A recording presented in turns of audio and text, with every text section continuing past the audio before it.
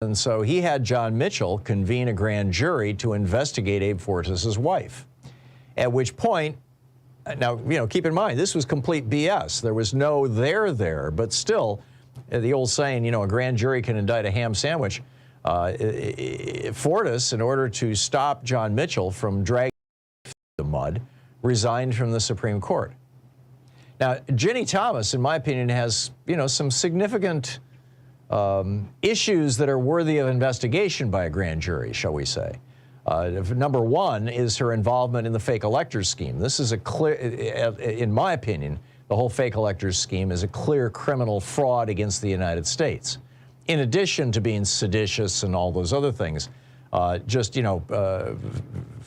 faking government forms is a crime itself. And I'm expecting to see some significant prosecutions around this coming out of Jack Smith. We'll see, where it all goes. But, this is an issue because Ginny Thomas sent email letters to a majority of the Republican legislators in the state of Arizona, essentially asking them to watch a YouTube video, but the call for action of the YouTube video is apparently to participate in the fake elector scheme. She also sent, similar notes to members of state legislature in Wisconsin. Then there's also her involvement with the January 6th rally. Now, she left, or at least she asserts that she left before any violence began, and she asserts that she was not one of the organizers, but one of the people in the middle of the whole thing who worked for the group that had the permit for the ellipse. Said that that Ginny Thomas was the person who basically negotiated among the various warring factions to bring them together and make the January 6th rally happen. And that has never been seriously investigated. So I'm saying that, Merrick Garland needs to convene a grand jury. Now, I get it. Merrick Garland is so timid and so afraid of doing anything that might be perceived as political that for 2 years he ignored the blatant criminality of Donald Trump until finally the January 6th committee shamed him into appointing Jack Smith. Well, this summer it looks like Jack Smith is going to nail Donald Trump and probably a couple dozen other people. My prediction is going to be that when Jack Smith finally issues indictments, it's not just going to be Donald Trump. It's going to be 10, 15, 20, 25, 30 people. It's going to be a bunch of people that he's going to be going after. I mean, we'll see. I may be wrong, but that's how Robert Mueller did it. You'll recall Robert Mueller indicted some 30 some odd people, 37 people, as I recall. In the majority of them, I think 27 of them were in Russia. But he actually got convictions. I mean, out of the Mueller investigation came the conviction of Trump's first campaign manager, Paul Manafort. So anyhow, bottom line is, I think that this would be a way to, number one, show not just Clarence Thomas, but the other members of the court who are living high on the hog right now. Justice Roberts, his wife making $10 million, hustling lawyers into law firms to argue before the court, and who paid off Brett Kavanaugh's, gambling debts and stuff like that. What's going on with Sam Alito and his luxury trips to Europe. There's just a bunch of questions here that are worthy of investigation, but start with Ginny Thomas, in my opinion. So number one, it tells them, corruption is something that will not stand.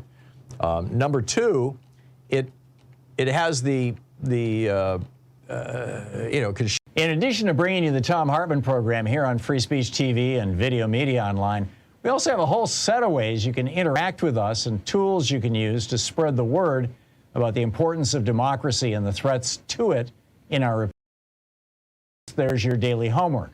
Sue Nethercutt puts together a daily email newsletter that has a link to every story I discuss on the air, so you can find my sources and you can share them with your friends.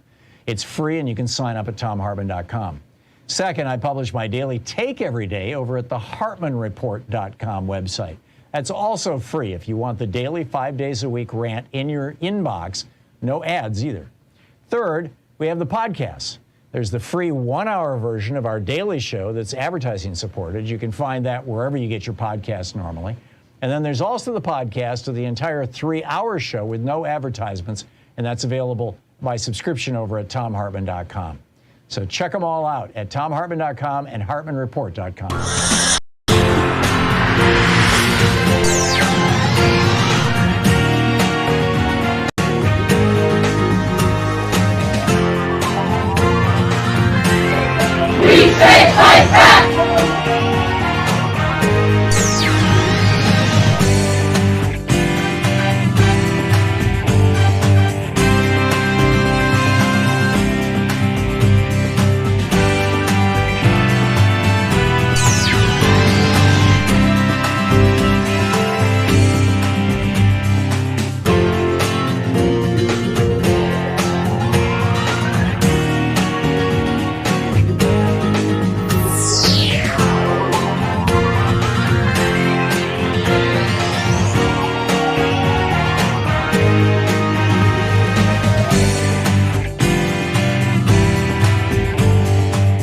It's that time of the year again. It's actually, I love these pledge drives. They are an opportunity for all of us to pitch in, to help out Free Speech TV. It's an opportunity for me to remind you all about how important this television network is and how it only exists here because of your support. It's an opportunity for you to get that really great feeling knowing that you're part of something larger than you, that you've helped something really substantial. It's an opportunity to spread the word. It's an opportunity to get some cool gifts out there. I mean, there's a lot of wonderful things about the pledge drives, and we've got a 2-week period here, and there's going to be during these 2 weeks a couple of different kinds of promotions or incentives that are going to be offered. The first couple of days, today, tomorrow, and Wednesday, will be the entire thing. The theme for the entire 2 weeks is going to be Summer of Solidarity. This is our summer pledge drive. And the Summer of Solidarity is that, we're trying to create solidarity with people who have traditionally been the victims of our society as much as the participants in our society, along with all the other participants in our society, and to give voice to the people who have historically been voiceless and visibility to the people who have historically been invisible in our society. And these are some of the things that Free Speech TV does so well. Free Speech TV is now a minority. The management of Free Speech TV it's a minority-run company. It's a diverse company. There's diversity in programming, which is, by the way, growing and expanding. It's not just politics. I guess is what I'm trying to say. It's not just Democrats or progressives or that kind of thing. It's the thing that I love about Free Speech TV is that Free Speech TV encompasses the whole of humanity and encompasses the whole of American society. We reach out to everybody and want to hear everybody's voices. I mean, I even put the right-wing crazy voices.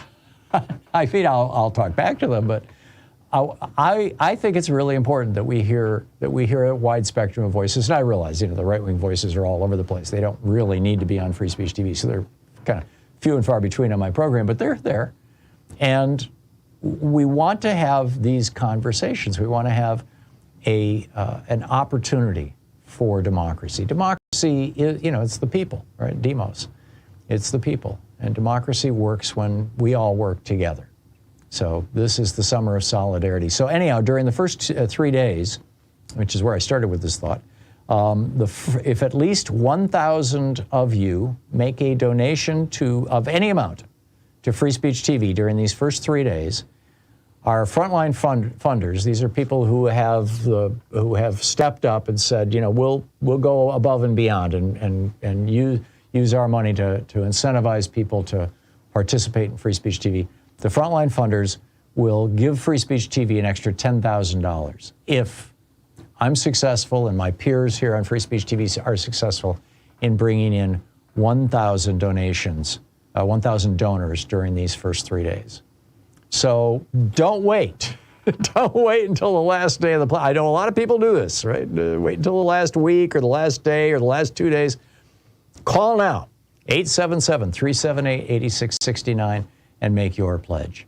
There are, of course, premiums for your donations, and there's 2 ways to donate. One is the one-off, and the other is you can say, here's my credit card, charge me whatever amount you want to specify every month. And you can do both at the same time even. But here are the premiums. These are the one-off premiums. With a $20 gift, you can have your choice of the Thom Hartmann University sticker, a proud student of Thom Hartmann University, or the Free Speech TV Clear sticker, or the Pride Cool Seat. With a $50 gift, there's the Summer of Solidarity tote bag. With a $75 gift, you have your choice of the Free Speech TV baseball cap. I've been wearing one for the last couple weeks as the sun has come out. Or the Thom Hartmann mug, the Thom Hartmann Program mug.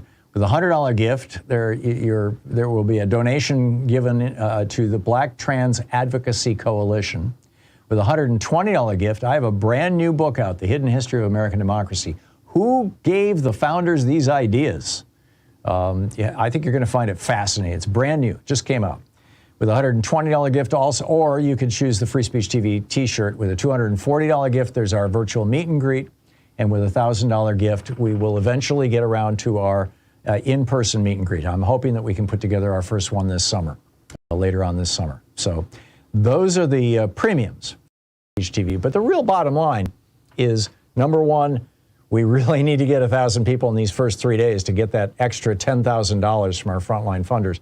Number two, here's your opportunity to call now, 877-378-8669. And number three, help support this network. Keep Free Speech TV on the air, keep the programming going, and help Free Speech TV have the resources to expand our programming.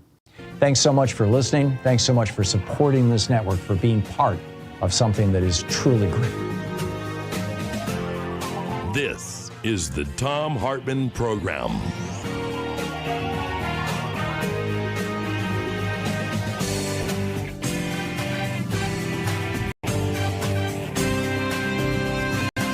Hey, happy brand new week. It is the beginning of the week here. There's a lot going on in the world. The end game for the party of violence. We'll get to that. Also is the tax scam. The Republicans were concerned. If the tax scam, let me start over again. If the tax scam Republicans were concerned about the deficit, why are they calling for more tax cuts for the rich? Seriously, they just dropped legislation to, well, I'll tell you about that in a minute. Also, good for the goose. Others have ended up in prison for less than what Trump did. I'll tell you about that. One of the more recent examples, which is, pretty startling, actually. In the second hour of our program, a new report shows 9 out of 10 people worldwide are biased against women. This is amazing. It's a planet-wide study, and it's pretty shocking what they found. Speaking of bias against women, Marjorie Taylor Greene says Satan hates women because he can't have babies.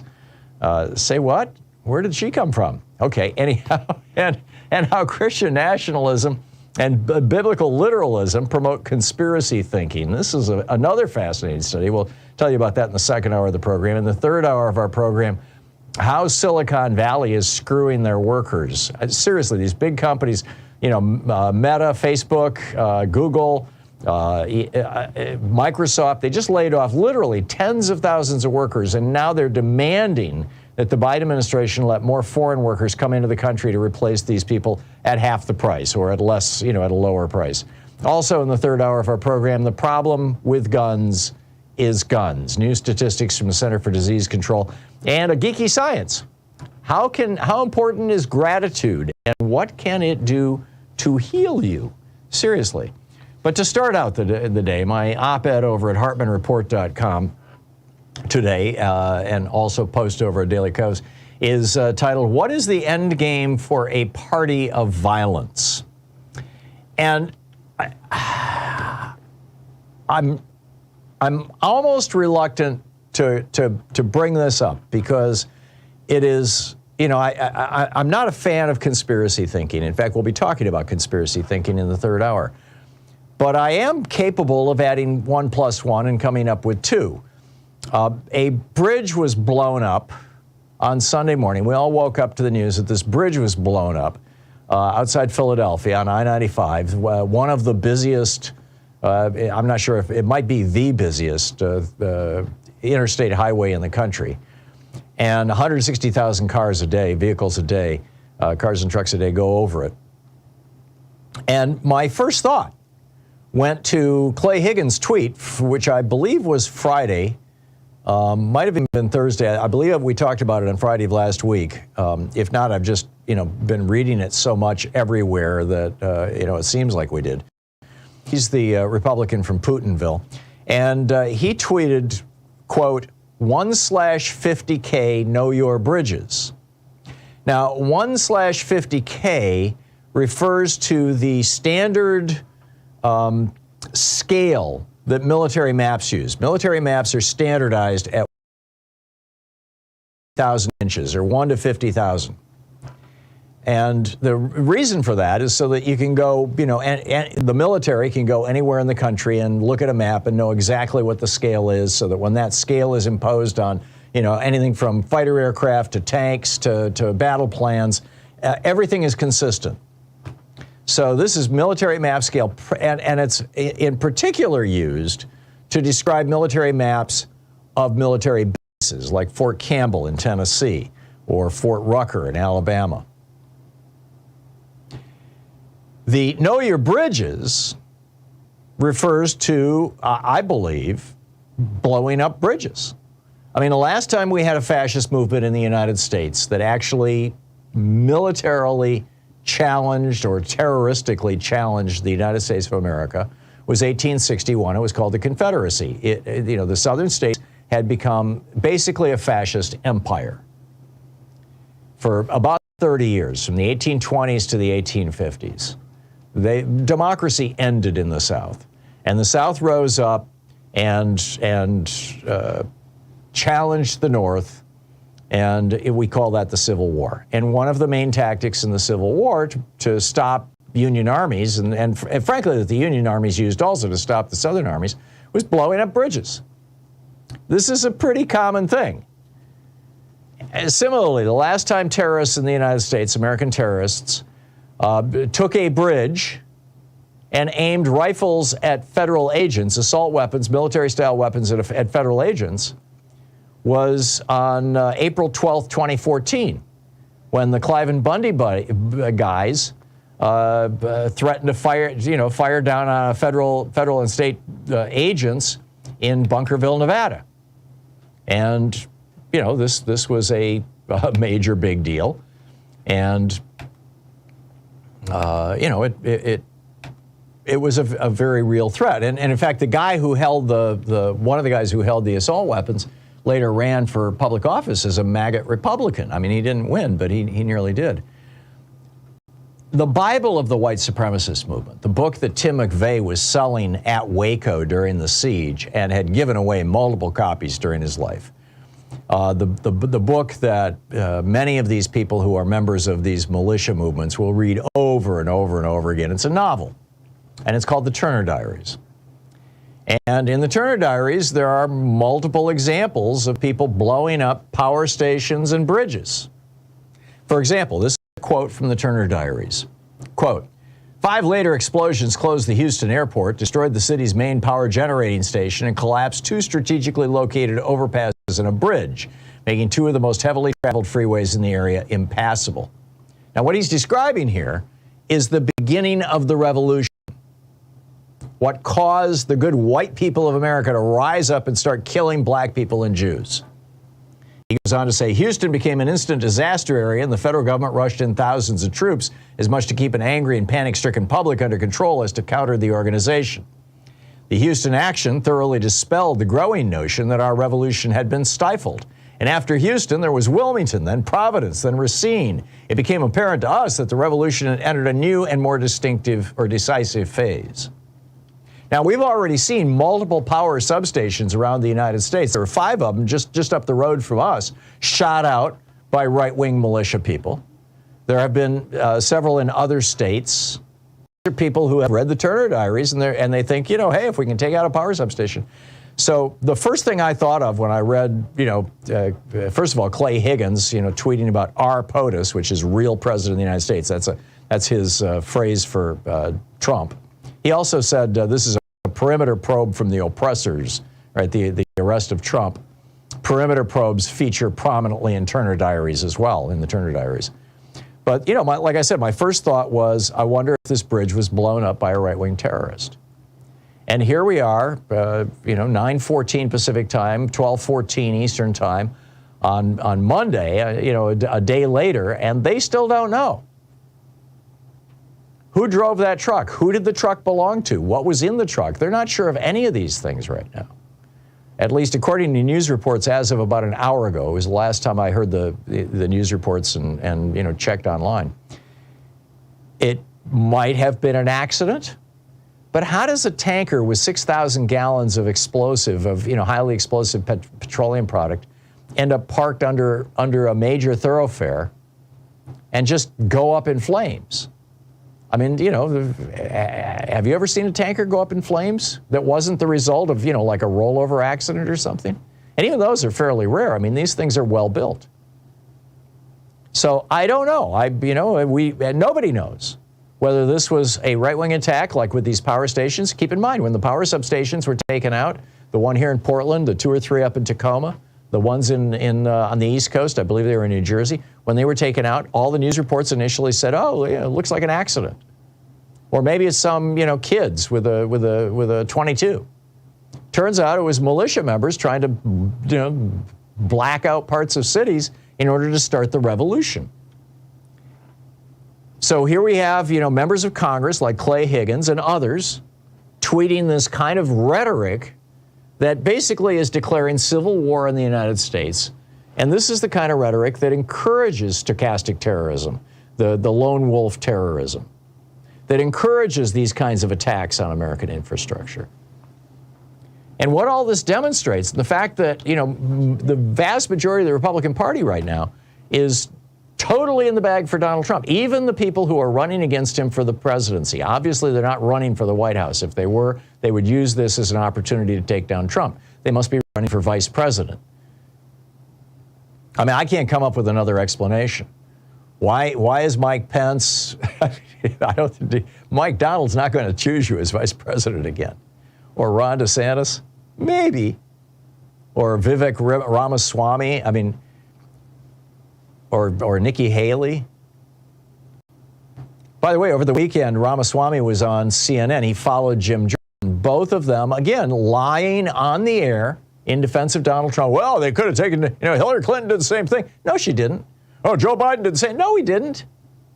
Stop lying to us. And Dana Bash was like, just, you know, she tried. She tried to talk back to them, but, you know, Jim Jordan is like, you know, verbal diarrhea. It just doesn't stop.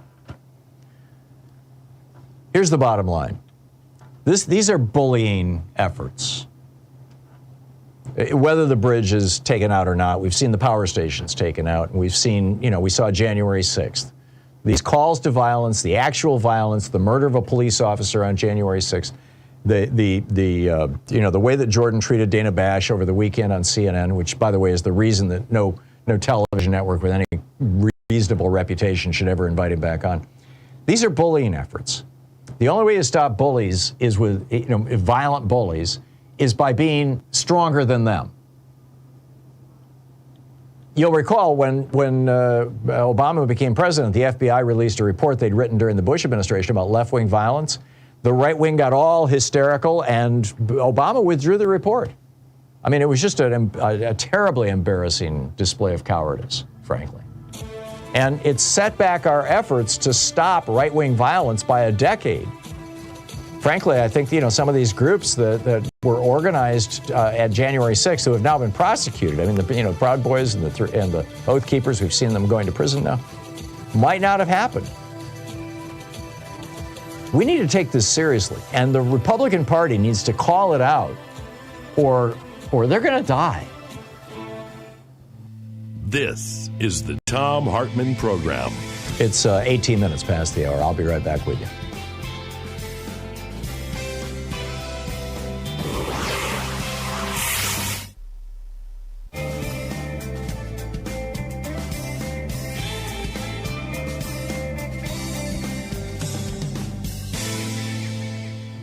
And welcome back. Morris in Long Beach, California. Hey, Morris, what's on your mind today? Hey, good morning to everyone within the sound of my voice. Tom, I got a question for you. Do you think the Jack Smith efforts will Congress that will find some senators, that will find some congressmen under fire as a result of Donald Trump's activities? I am hopeful. I mean, you know, you've got, Mo Brooks, for example, was up on that stage with Donald Trump. We haven't, you know, Jack Smith hasn't even gotten to prosecuting Donald Trump for trying to overthrow the government of the United States, which I think is, frankly, a much bigger crime than keeping classified information. So I don't know. I mean, you know, the classified information stuff, that's not going to reach Congress. But this larger question, Morris, of you know, whether there's going to be a prosecution, whether there's a grand jury continuing to take testimony, I've been trying to find, over the weekend, I was searching for any information about the D.C. grand jury. Because the consensus on the Sunday shows was that, well, the D.C. grand jury gathered all this information about stuff being stored down and taken down to Mar-a-Lago, and they passed it on to the Florida grand jury, and the Florida grand jury did. I thought the D.C. grand jury was looking into January 6th, and I can't tell if it's still impaneled or not, if it's still operating. So Jack Smith might be preparing a whole separate set of charges, and of course you got Fonnie Willis down in Georgia going after the fake elector scheme. So those things, I think, might reach to Congress. I don't think this one is going to, though. Let's talk about the Republican Party real quick. There is one voice that just might be able to challenge old Donald Trump, and that's your boy Chris Christie. Chris Christie could be nasty, too. And it's going to take somebody nasty to deal in the Republican Party to deal with the Donald Trump. But, Tom, if we don't do something about your Comers and your Brookses and your Jordans and your Bobers and your Gates, we're fooling ourselves. These people are maggots in a position of power. We're going to have to call them out, too. Yeah. All right, Tom, behave yourself. Yeah, I'm with you. Okay, thanks a lot, Morris. Good to hear from you. Dave in Federal Way, Washington. Hey, Dave, what's on your mind today? Dave? Going once, going twice. Monica in Chirino, Texas. Hey, Monica, what's on your mind today? Hey, what I just heard on NBC, MSNBC, and I am not an attorney, it turns out that the arraignment of Donald Trump may not happen tomorrow because Donald Trump does not have a lawyer with a representation credentials from Florida. Yeah, I read that too. Can you believe that? Is it a delay tactic from Trump? But I think. Yeah, it absolutely is. And he'll still have to show up in court, and he'll still get fingerprinted and all that kind of stuff, but he won't be able to enter a plea. So he'll have to go back, a couple days later. I don't get it, because if this is an attempt to just slow things down and, ask for another month to get a lawyer or something like that, I don't know that he's going to be granted it. I think they should just assign him a public defender, frankly. Wouldn't that be... Go ahead. Oh, I am just so disgusted because this guy has gotten away with so many delay tactics, and this is just the beginning of another. Yep, I think you're right. I think you're absolutely right, Monica. Monica, thanks for the call. Well, it's like I said, we live in interesting times. It'll be fascinating to watch. Thanks, Monica, and thanks for watching us on Free Speech TV. We'll be right back. It is 22 minutes past the hour. Stay with us.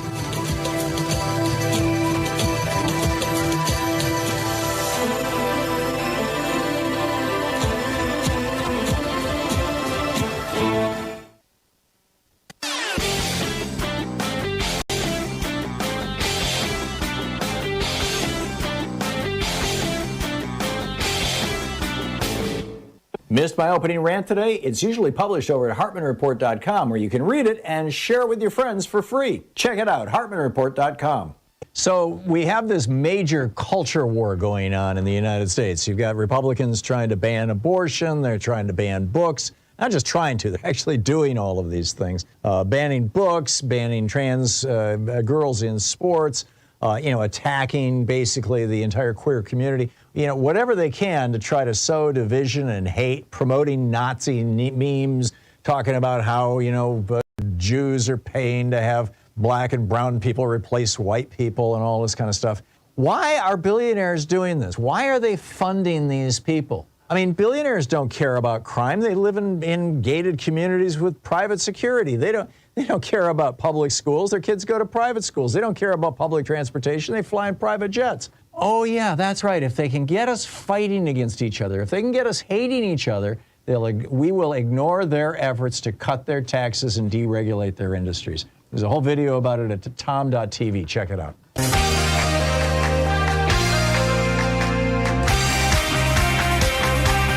And welcome back. So after the Republicans did their little phony debt crisis thing to try to crash the government to make Joe Biden into Herbert Hoover, that didn't work.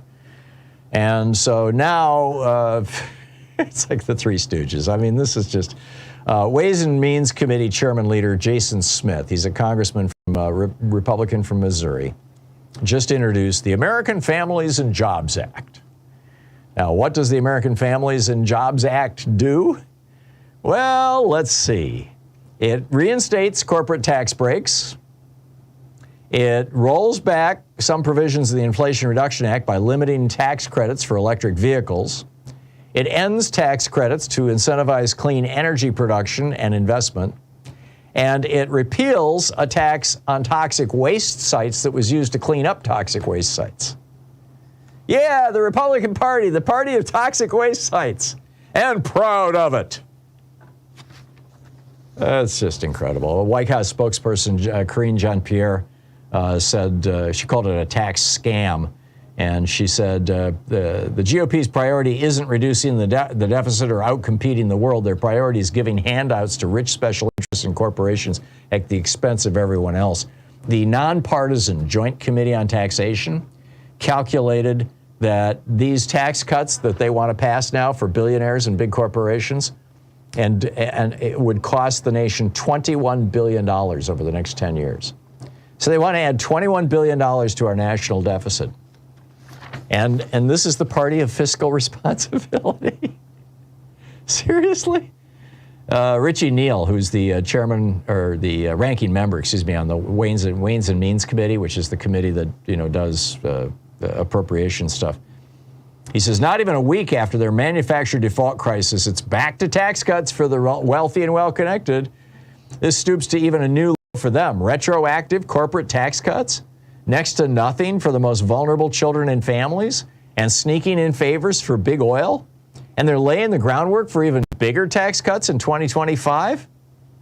And, the only way they'll ever achieve a balanced budget is by sticking it to seniors and working families. Yeah. I think that's the feature, not the bug. I think that is exactly what they intend. And this is your Republican Party. What I don't understand is how a party that has these kinds of positions can get 70 million votes for president. I just don't understand it. I get it. There's a lot of white racists out there. Are there that many? Is that it? Is it the tax cuts with a side of racism? Is that it? You're listening to the Thom Hartmann Program. Call 202-808-9925. And of course, another side dish of homophobia and another one of misogyny. I guess it works for them. We'll be right back.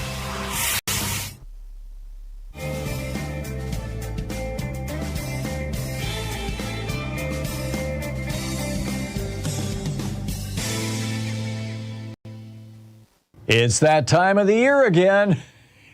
It's actually, I love these pledge drives. They are an opportunity for all of us to pitch in, to help out Free Speech TV. It's an opportunity for me to remind you all about how important this television network is and how it only exists here because of your support. It's an opportunity for you to get that really great feeling knowing that you're part of something larger than you, that you've helped something really substantial. It's an opportunity to spread the word. It's an opportunity to get some cool gifts out there. I mean, there's a lot of wonderful things about the pledge drives, and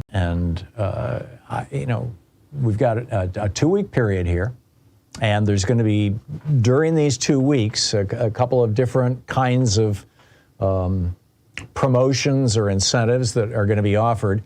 The first couple of days, today, tomorrow, and Wednesday, will be the entire thing. The theme for the entire 2 weeks is going to be Summer of Solidarity. This is our summer pledge drive. And the Summer of Solidarity is that, we're trying to create solidarity with people who have traditionally been the victims of our society as much as the participants in our society, along with all the other participants in our society, and to give voice to the people who have historically been voiceless and visibility to the people who have historically been invisible in our society. And these are some of the things that Free Speech TV does so well. Free Speech TV is now a minority. The management of Free Speech TV it's a minority-run company. It's a a diverse company. There's diversity in programming, which is, by the way, growing and expanding. It's not just politics. I guess is what I'm trying to say. It's not just Democrats or progressives or that kind of thing. It's the thing that I love about Free Speech TV is that Free Speech TV encompasses the whole of humanity and encompasses the whole of American society. We reach out to everybody and want to hear everybody's voices. I mean, I even put the right-wing crazy voices. I mean, I'll talk back to them, but I think it's really important that we hear a wide spectrum of voices. And I realize, the right-wing voices are all over the place. They don't really need to be on Free Speech TV, so they're kind of few and far between on my program, but they're there. And we want to have these conversations. We want to have an opportunity for democracy. Democracy is, it's the people, right? Demos. It's the people. And democracy works when we all work together. So this is the summer of solidarity. So anyhow, during the first 3 days, which is where I started with this thought, if at least 1,000 of you make a donation of any amount to Free Speech TV during these first 3 days, our frontline funders, these are people who have stepped up and said, we'll go above and beyond and use our money to incentivize people to participate in Free Speech TV. The frontline funders will give Free Speech TV an extra $10,000 if I'm successful and my peers here on Free Speech TV are successful in bringing in 1,000 donations, 1,000 donors during these first 3 days. So don't wait. Don't wait until the last day of the I know a lot of people do this, right? Wait until the last week or the last day or the last 2 days. Call now, 877-378-8669, and make your pledge. There are, of course, premiums for your donations. And there's two ways to donate. One is the one-off, and the other is you can say, here's my credit card, charge me whatever amount you want to specify every month. And you can do, in fact, you can do both at the same time even. But here are the premiums. These are the one-off premiums.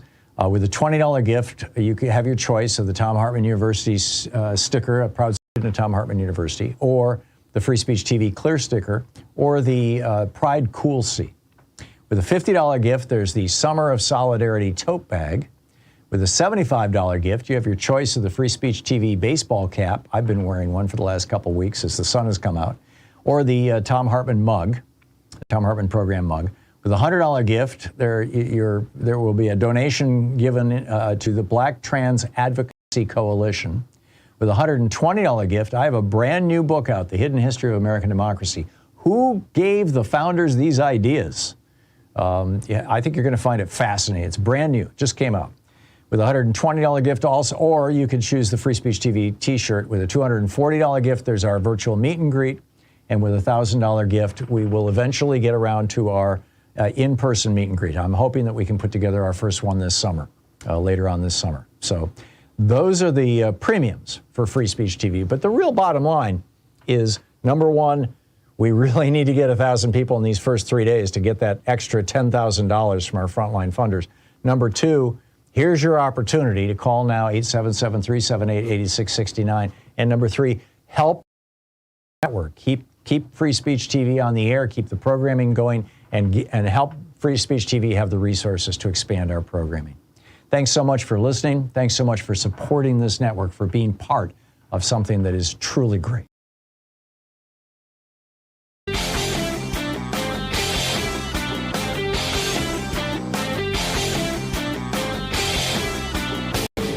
From international trade policy to immigration policy to housing, we've got all kinds of topics. The wars between Republicans and Democrats, the Republican efforts to induce fascism in the United States. A great selection of opinions will be found over at HartmannReport.com. So in the what's good for the goose is good for the gander department, a retired Air Force officer, Robert Burcham, 55 years old, was just recently sentenced in Tampa federal court for keeping classified documents in his home and a storage pod in his garage. He had over 300 classified files or documents, including 30 that were marked top secret. He possessed also 2 documents on a thumb drive found in his home. There was no indication from investigators that he had ever distributed the material, unlike Donald Trump, who we know, because of recordings, was waving, and handing classified material to people who had no class, who were not, had no security clearance. And we have no idea how many dozens or hundreds of other people Donald Trump did the same thing to or with. Not to mention the documents that Jared Kushner took to Saudi Arabia and gave to MBS to help him overthrow the Saudi government, for which apparently Jared was paid a cool $2 billion. But Robert Burcham was sentenced to prison and is now there. He was now there. He pled guilty, and he was sentenced to 3 years in federal prison. So, gander meet goose. Let's pick up your calls here. Kenyatta in Los Angeles. Hey, Kenyatta. Hey, you got a new Substack newsletter going. How can people find it? You can find it at Looking Inwards, Substack.com, or Ron's Substack at Substack.com. It will come up on either one. Okay. Spell O-H-N. Thank you very much.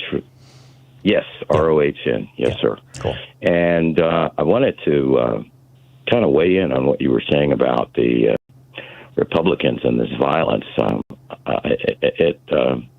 It's very serious stuff. And it's very serious stuff, particularly for black people in the United States. And I will point to you this in May, as you know, the young man that was killed on the subway in New York by Daniel Penny. Yeah. Within 3 weeks, Daniel Penny raised $3 million for his defense. Yep. He applied that chokehold for 15 minutes. Now, let me explain something to you. That means that this 24-year-old made $1 million a week for killing this young black man. I am familiar with the chokehold. I've been trained and I've been trained in applying it, and part of that training is having it applied to me. And let me tell you something. Generally, after about a minute, the person that it is being applied to is dead.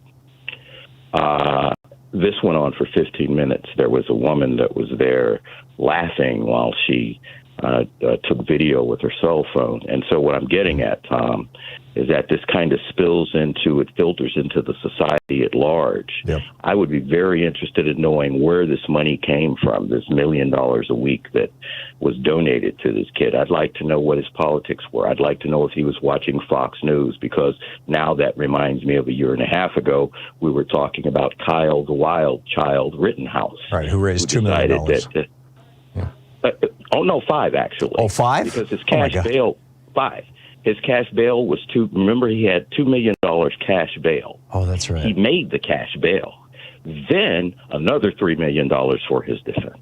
Wow. Where's that money coming from? Yeah. Then he was on Tucker Carlson, and I've said it before, I'm going to say it again. I'm not going to be surprised if we don't see Kyle Rittenhouse at some point in politics. And lastly, I'd like to say that you said with regards to this tax cut, the Republicans with this tax cut.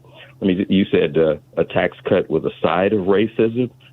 My brother, it's not a side of racism. Racism is the entree, dude. Yeah, I totally get it. I totally get it. And I mean, what we've seen is the old Dixiecrats, the pre-65 Democratic Party, the racist pre-65 Democratic Party of the South, become the GOP. And it's and the violence. I mean, we used to call it lynching, and now it's whatever. I mean, it's still lynching, but you know what I mean. This is not anything new at all. Is the bottom line. No, and there's going to be more of it. And there's a photo of Daniel Penny applying to Jordan Neely on this chokehold, and it reminded me of a noose around his neck. Yeah. Yeah. You know, this is serious stuff, and they're doubling down on it. And and I've said this to you before. Racism, especially anti-blackism, is the sexiest thing in American politics. You can go way back to Willie Horton and beyond. Yeah. It's always been that way, and it's a real problem. And I'll tell you one thing lastly, with regards to bullies, and I'm not, I'm speaking figuratively. I've dealt with bullies in my life. I had to deal with a lot of them as a child. And one thing I found out very quickly, what you have to do with a bully is smash him in his mouth. Yep. Yep. And that's my point, is that, you know, if we continue to let these guys get away with this, you know, the guys who were up on the stage inciting violence on January 6th, these members of Congress that are calling for basically a new civil war, I think, frankly, that they're committing crimes and they should be prosecuted. I also think the Republican Party, if it wants to maintain any legitimacy, if it wants to be able to legally continue to field candidates, it needs to repudiate this stuff. And it's not. They're going along with it, which is just a really bad sign for America. Kenyatta, it's always great to hear from you. Once again, your Substack is where? Ron Substack. Okay, ROHN. Right, Ron Substack. ROHN. I always forget. I assume everybody knows. I was trying to recommend it this morning, and for some reason my recommend feature is not working. And so I sent a note to Substack support to ask them, you know, what's the deal? I don't know if maybe I've maxed out on the number that I can recommend or something, but I'll figure it out. Thanks a lot. Yes, sir. Good talking to you, man. Thank you. Dave in Federal Way, Washington. Hey, Dave, what's on your mind today? Hey, not too much, Tom. Hey, on that tanker truck real quick, I just wanted to, highlight what you're saying because it's important.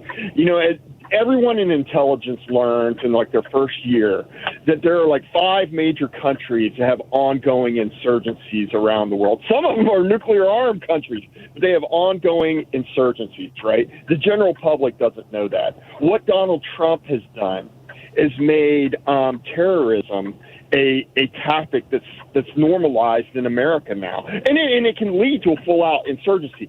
Terrorism's just a tactic, right? And now they're in the Ted Kaczynski mode, stochastic terrorism mode, and it's really, frankly, quite dangerous. And and again, I just wanted to highlight that, and also I wanted to say that this Republican Party apparently. Most of them agree that Donald Trump should not, that the danger of him taking those documents is this department. And why that's a problem is because, look, Tom, why even have elections? You see how it's incrementally getting more. Oh, yeah. This is absolutely the direction that they're moving. And, you've got... in Texas now, they've just took over Harris County. Houston has 5 million people in it. There's 3 million voters in Harris County, which is Houston by and large. And they just passed a law in Texas giving them the ability, to fire all the Democratic election officials and replace them with good Republicans. It's, why even have elections? I think, Dave, you're absolutely right. I think that's kind of the mantra of the GOP. Thank you for the call. Paul in Ambler, Pennsylvania. Hey, Paul, what's on your mind today? Hi, Tom. I wanted to let you know we had another disaster in Philadelphia. A section of the Interstate 95 highway, which connects the entire East Coast, a huge section of it collapsed, the size of a square city block. Yeah, I know. A gasoline tanker. What's that? I opened the show with that, Paul. I absolutely, in fact, do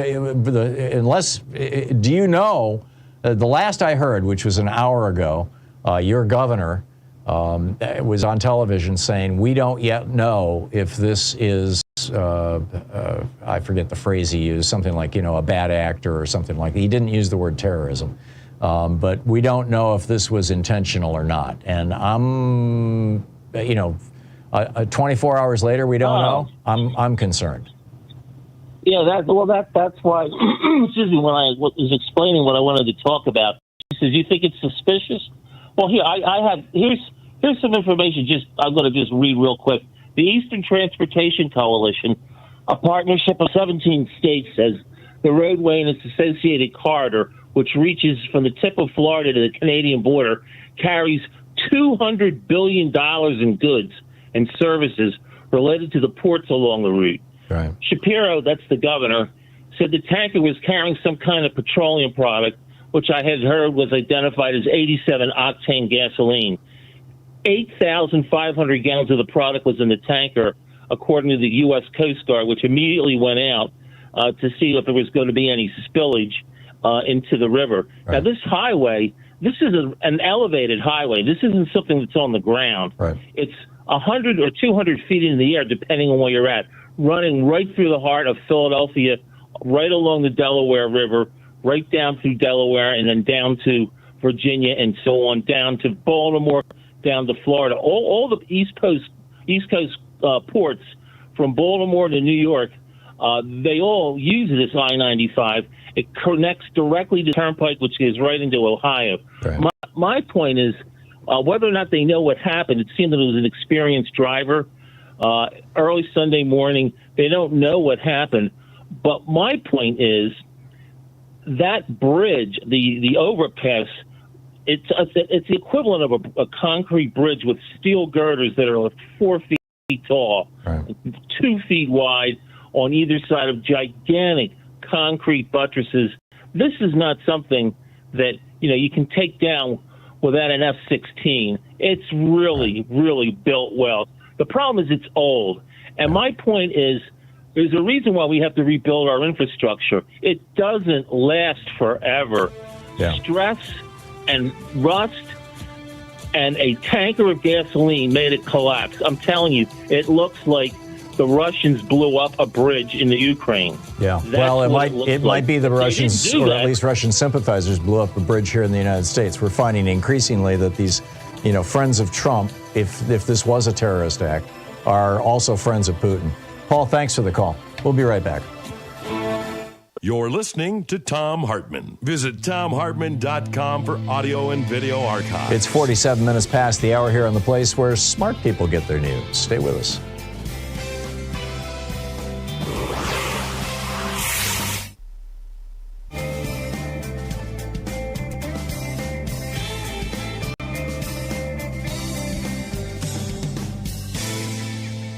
And welcome back. Alvin in Greeley, Colorado. Hey, Alvin, what's on your mind today? Thanks for watching Free Speech, by the way. Hi, Tom. Good to talk to you. I wanted to ask you, do you watch the nightly newscast, the network nightly news? I do not. No, I the only news I catch on television is I try to watch Joy Reid, Chris Hayes, and Alex or Rachel, some combination of those three every night. But other than that, no. Okay, well, I was watching NBC Nightly News on Saturday, and they did a case on how strong the case was against Trump. And they said it was a very strong case. They talked to experts. But then Peter Alexander, that was the reporter, concluded even if he's convicted, he's unlikely to go to prison. And they show a U.S. attorney that says the Secret Service has to protect the president, and they can't assign that to the Bureau of Prisons. So if he can't go to prison, what is really the point of this? The point of, I'm not sure that a person, those opinions are necessarily correct. Just because he has Secret Service protection does not mean he can't go to prison. They could assign a Secret Service officer to be essentially his prison guard and keep him in solitary or whatever. They could keep him give him his own wing, or give him his own prison. This isn't rocket science. They've had high-profile prisoners before. Never a president, obviously, but they've had high-profile prisoners. So number one, I'm not sure that he won't go to prison. Number two, well, I guess that was number two. So yeah, I think there's a very real possibility. I mean, he's looking at over 100 years in prison here based on these charges. So I think there's a very real chance that he will at least serve, 6 months, a year, 2 years, 5 years, something. And for a guy in his 70s, in his late 70s now, he just turned 77 last week. This is going to be a challenge for Donald Trump. Alvin, thank you for the call. Carl in Ocala, Florida. Hey, Carl, what's up? Hi, Tom. I wanted to ask a question, and it's kind of based on my belief, which is based on a study I read years and years ago, that the average television, commercial television, is developed and aimed at a market of 8th grade education. As is the average television programming, by the way. What's that? As is the average television program, including the news. Yeah, that's kind of what I was saying. Most of your mainstream commercial average TV is focused on 8th grade, for the reception of an 8th grade developed education. For 3 days now, we've been hearing from every one of the kind of moronic talking heads on the MSNBC and CNN about how the indictment is wonderfully written. It's only 49 pages. It's a great story. Easy read. Read it, read it, read it. You hear it everywhere. Right. Why is nobody telling Joyce, the housewife, John, the carpenter, Carl, the ex-military guy, or retired military guy, where to get it? I'm not exactly It's ignorant. all over the internet. I've been searching. I can't find it. Oh, it's easy. Politico has got a great printable version of it, but if you it's real easy to Google. I did over the weekend. I tracked it down. I printed it out, marked it up. I mean, it's. Can you tell the public?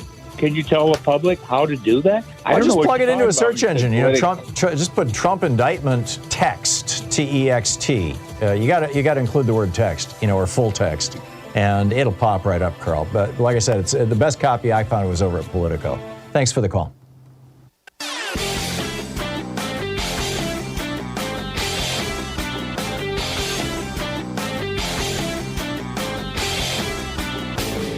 Hey, thanks so much for sharing our program and for reaching out to our stations and sponsors and letting them know that you're listening. It really means a lot to us. So when was the last time you heard some Republican ranting about how, like Ron DeSantis, Florida's where woke goes to die, and we're declaring war on woke, and all that kind of. Republicans have been using dog whistles for most of my lifetime to shout out to their generally white racist base, minority groups. Richard Nixon was, we're law and order. And, as John Ehrlichman pointed out, his whole war on drugs was basically a war on black people and hippies. George Herbert Walker Bush had Willie Horton. George W. Bush had the Muslims. Donald Trump, it's the Mexican rapists. It just never ends. Woke is just the latest dog whistle they've got. So the next time somebody uses that phrase, just, ask them, what are you talking about here? Are you just trying to tell me that you're a bigot? I mean, what are you really saying? There's a whole rant about this over at HartmannReport.com. Check it out.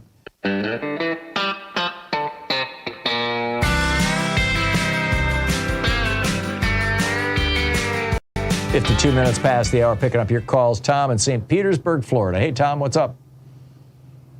Yes, hey, I just wanted to pick up where a previous gentleman was talking about Chris Christie being a street fighter, which I definitely agree he is. Yeah, it was Morris's suggestion, and the only Republican who could take down Trump right now is Chris Christie. I think he's probably right. I'd put my money on Christie also, but maybe you can correct me if I'm wrong, but I understand that he needs several tens of thousands of small donors in order to get a ticket to the debate stage. Yeah, I believe it's 40,000, maybe it's 10,000. I don't recall, but it's one of those numbers. But that should not be all that difficult. Well, I was just going to suggest maybe it might be a good idea for all the listeners and their family and friends to pop $5 in the mail. Donate to Chris Christie. Yeah. Well, you could give him $1. I mean, the mistake I made in 2016 was I gave $15, as I recall. Maybe it was $5, but my recollection is it was $15 to the Donald Trump campaign. And I've been on everybody's, he must be selling his mailing list, or he back in the day, he must have sold his mailing list, because I've had to put so many people on my spam list, and I'm still getting emails from Donald Trump. So, that's kind of the downside to making the donation. But I get what you're saying. I'm not sure I'd recommend it, Tom. But I do it because I'm in the media, and I just wanted to get on his mailing list. I'm sure Chris Christie will hit that threshold without a problem. Thanks for the call, though. It's keep thinking. Good one. Patrick in Seaside, California. Hey, Patrick, what's up? What's on your mind? Hi, Tom. I wanted to know it's not just today on your show, but just in the corporate media in general, I'm not hearing anything about Jack Smith or Merrick Garland investigating, I think, 118 Republican Congress people and, I don't know, a couple dozen Republican senators as far as they're colluding to in the coup on January 6th. Yeah. Do you think Merrick Garland or Jack Smith are investigating these Republicans? And if he's not, shouldn't he be? He certainly should be, and I hope he is. I mean, Tommy Tuberville was clearly right in the middle of this stuff. It looks like Mike Lee might have been. Off the top of my head, I'm thinking Jordan and Taylor Greene on the House side, and you've got Hawley and Cruz on the Senate side. Well, Mo Brooks was up on the stage with him. You know, I mean, Mo Brooks was up there wearing a bulletproof vest, you know, inciting violence. And if they're not at the very least going, and there was another member of Congress, Roger, I'm spacing his last name. There was another one who was on the stage with them too, you know, ranting about, you know, we've got to fight. If these guys are not being investigated, I would be shocked. And if they're not prosecuted, I'll be very, very disappointed. But, you know, Merrick Garland is trying to take it easy and slow, and let's never forget, he was Orrin Hatch's suggestion for the Supreme Court. Orrin Hatch, you know, the Republican senator from Utah, the late Republican senator. So, also unrelated, I came across this kind of strange article from May 26th from the Intercept. Eli Clifton, I wanted to know what you make of this, or if you've seen this article. It's titled "Jamie Raskin and Rachel Maddow," brought to you by Peter Thiel and Lockheed Martin. And the subtitle is "The Progressive Stars are headlining a conference organized by a Democratic-aligned think tank with Palantir and Lockheed as key sponsors." What do you make of that? Have you seen that? I did, and my sense of it is that, you know, these companies, it's not so much a hit on Maddow and Jamie, but and Raskin as it is, you know, an example of how companies are trying to basically, you know, greenwash their or blue wash in this case, I guess. I'm hearing people on the left. I'm hearing people on the left accuse Rachel Maddow of being a neoliberal. You know, I have no idea her positions on international trade but I know on taxes she's not a neoliberal, so I'd be very skeptical about that, Patrick. Patrick, thanks for the call. We'll be right back.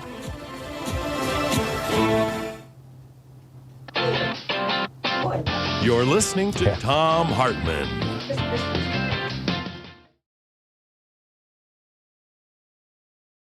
In addition to bringing you the Thom Hartmann Program here on Free Speech TV and Video Media Online, we also have a whole set of ways you can interact with us and tools you can use to spread the word about the importance of democracy and the threats to it in our republic.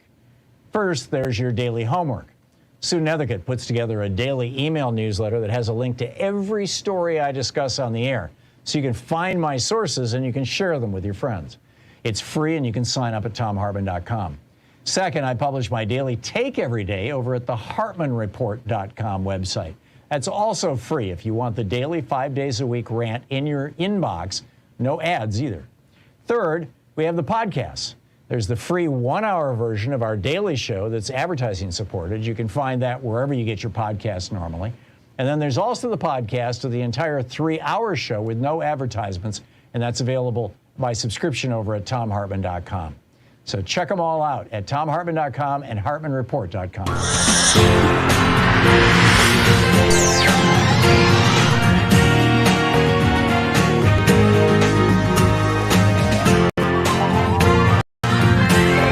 We say fight back!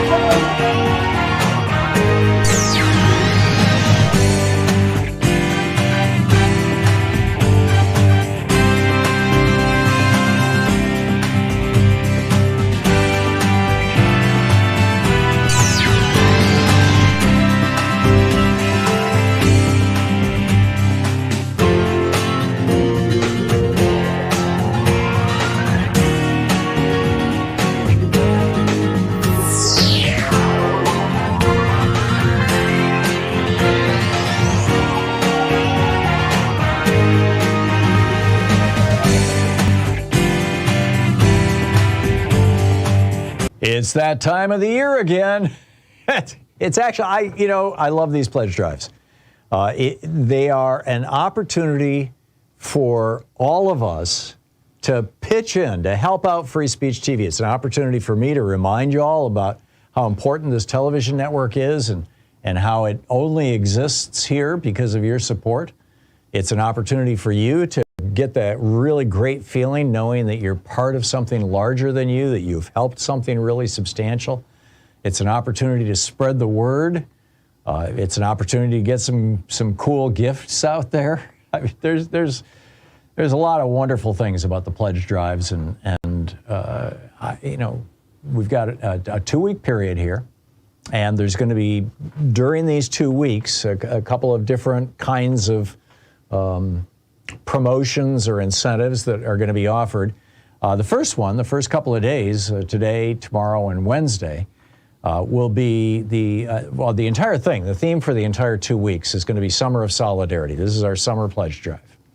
And the Summer of Solidarity is that, we're trying to create solidarity with people who have traditionally been the victims of our society as much as the participants in our society, along with all the other participants in our society, and to give voice to the people who have historically been voiceless and visibility to the people who have historically been invisible in our society.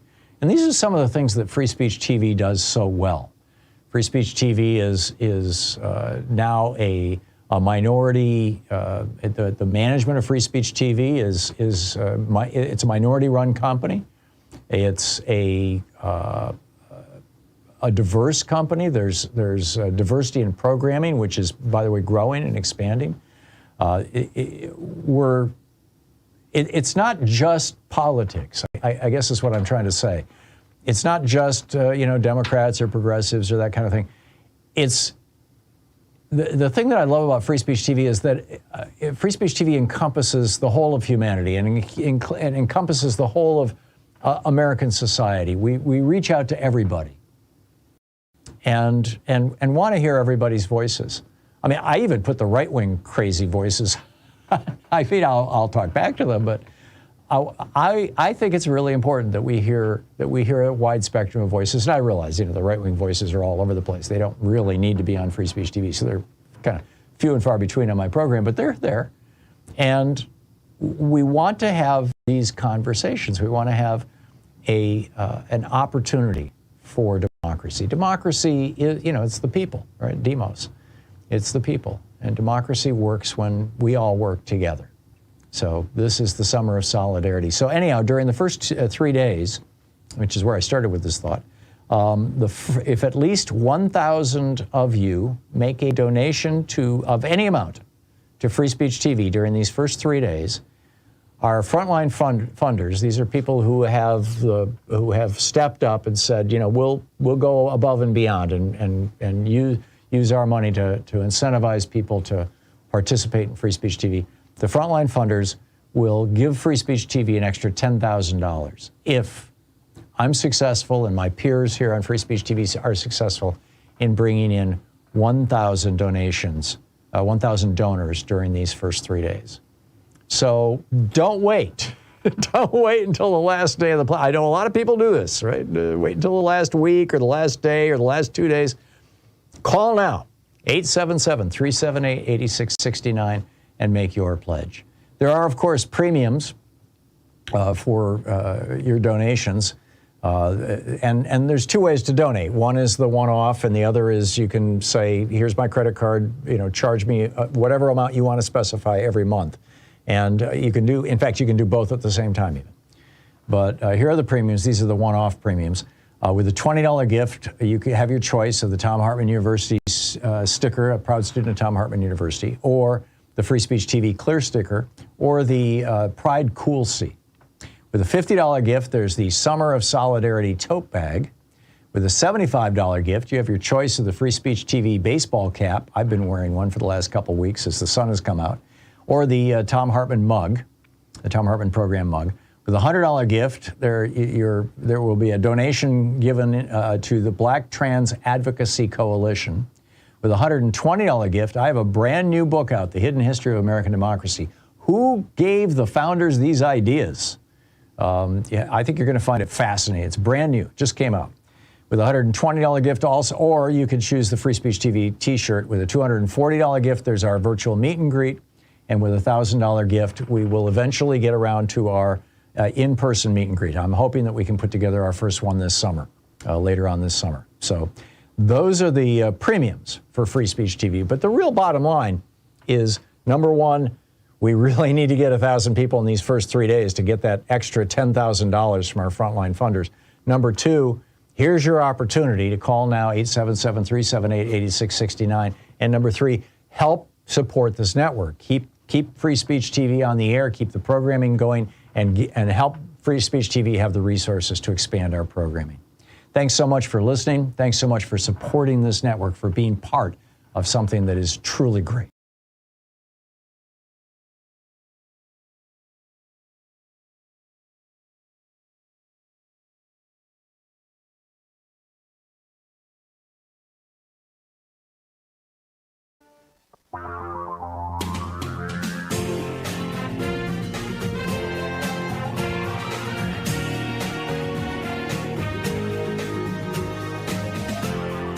This is the Thom Hartmann Program. Welcome to the second hour of our program. So earlier on, Kenyatta called in and he was talking about how, we've got, I was saying we've got tax cuts, or, the Republican Party is all about big corporations and polluters and billionaires with a side of racism. And he was like, no, the racism is at the front. And he's absolutely right, of course. But there's also misogyny. There's also the hatred of women. And, of course, homophobia as well.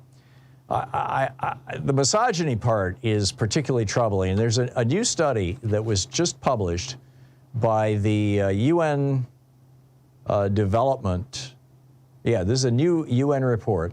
It's called the Gender Social Norms Index. It was published by the UN Development Program on Monday, today.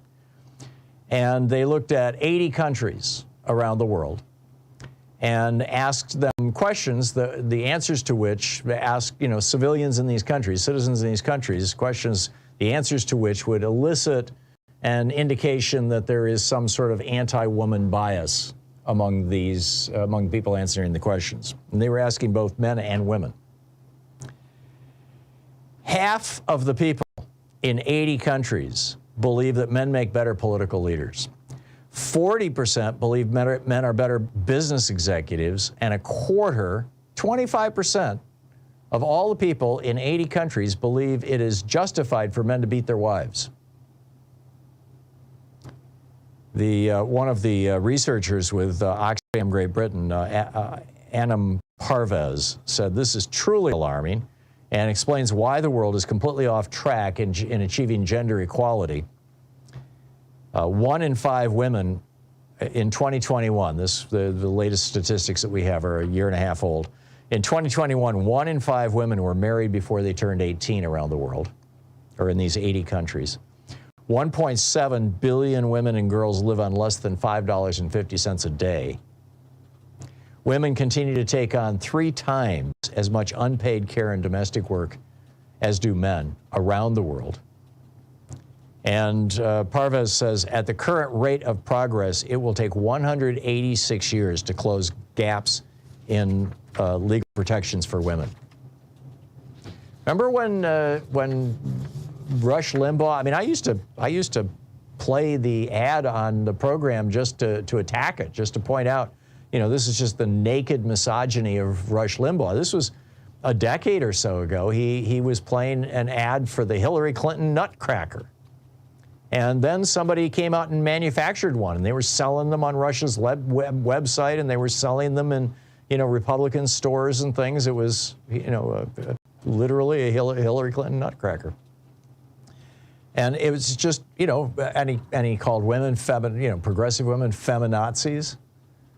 And this was acceptable dialogue within the GOP from the 80s up until what, 2 years ago when Rush died? And certainly still is. One of the authors of the study said, and I quote, "We have experienced a serious backlash and rollback of women's rights, most notably in Afghanistan, but also in the Western world with the election of Donald Trump and in South Korea, where an anti-feminist president was elected recently." He says, or she says rather, "What makes me hopeful is that in the majority, the younger part of the population clearly resents this backlash and is striving for a more equal society." Yeah, let's hope so. Let's hope so. I mean, you know, here we have Candace Owens. You know, Candace Owens, the big Republican person, and I believe she has a talk show. She's a regular on Fox News and whatnot. She was at Turning Points USA this weekend. They had, this is the Charlie Kirk's, I believe, group. Hardcore right wing. They I think it was at Turning Points USA that they had the guy doing essentially the Sig Heil 6 months ago. Anyhow, Candace Owens says, "The truth is, we got here from women. The transgendered movement has been ushered in by women. I was explaining this to Charlie just now on his radio show. I said that every ill we are facing right now in society has been brought forth by women."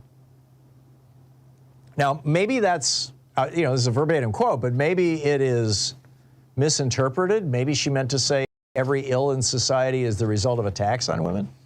I don't know. Is Candace Owens taking that position, or is she this generation's Phyllis Schlafly, who single-handedly stopped the Equal Rights Amendment? The late Phyllis Schlafly, I should say. But, this is kind of alarming stuff. And this incredible crazy alert, this also speaking at the Turning Point USA's Young Women's Leadership Conference, Marjorie Taylor Greene. Satan hates women because he can't have babies. Well, I mean, maybe that's what Rush Limbaugh was all about. This is what she said. She said, "Ladies, you have a great enemy, and it hates you because of who you are, because you're a woman." Well, yeah. But who? She says, Satan, known to be a fallen angel. He was known to be beautiful, and he wanted to be the most beautiful one. I'm paraphrasing here. I'm not paraphrasing, but I'm hopping around in the quote. She said, "That's why Satan hates you. There's another reason why Satan hates women. It's because women can do something Satan can't do, and he wants to be able to do. Satan cannot create life, but women can." Well, if we're talking about men rather than Satan, sometimes I wonder if that is the basis of a lot of misogyny. Not, as much as it kind of makes me cringe to give Marjorie Taylor Greene any credibility for her quotes, but is men's hate, is the fear and hate of women that is so pervasive among men because men can't produce children? I don't know. I don't understand the basis of this. I really don't. Maybe somebody can explain it to me. Why do men hate women? I get it that there are, this goes back 8,000, 10,000 years. Men are physically typically stronger, and so, they just asserted themselves and took over, and they kept women, quote, in their place for 8,000 years. Daniel Quinn talks in his Ishmael book, talks about how the agricultural revolution, and even the 5,000 or 10,000 years preceding the agricultural revolution, when there was the pastoral revolution, when we started herding animals, and we started breeding animals. And breeding animals, the females animals became the breeding stock, and basically as the agricultural revolution came along, men started viewing women as breeding stock, and thus our culture. I mean, this is in the Bible. This is literally for 8,000-10,000 years has been at the core of what we would call Western civilization. And you find it in some Aboriginal indigenous societies as well, that men are completely in charge. In others, it's very much not the case. So it's a good thing that we have a generation coming up right now that is saying enough already. We're tired of the Hillary Clinton nutcrackers. We're tired of the feminazi rhetoric. We're tired of men dominating women. We're tired of men being the majority of political officials, elected officials. We're tired of men being the people who are running all the corporations. There's a fairly good and robust body of evidence that when women run things, from governments to corporations, that when women run things, they run better. And I could tell you, Louise and I have started, I think 7 businesses in the 50 years we've been married, and 5 really substantial ones. And in most cases, Louise ended up running the business. She runs this business, and of our radio show. She's a much better manager than I am.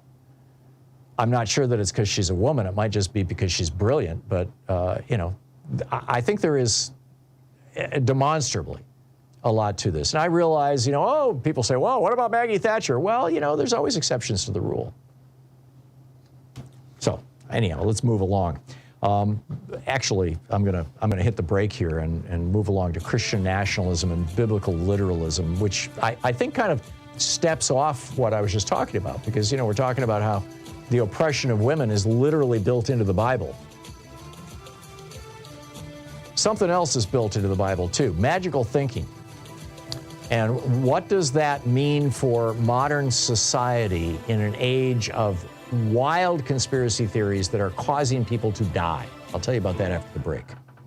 This is the Thom Hartmann Program. 16 minutes past the hour. We'll be right back.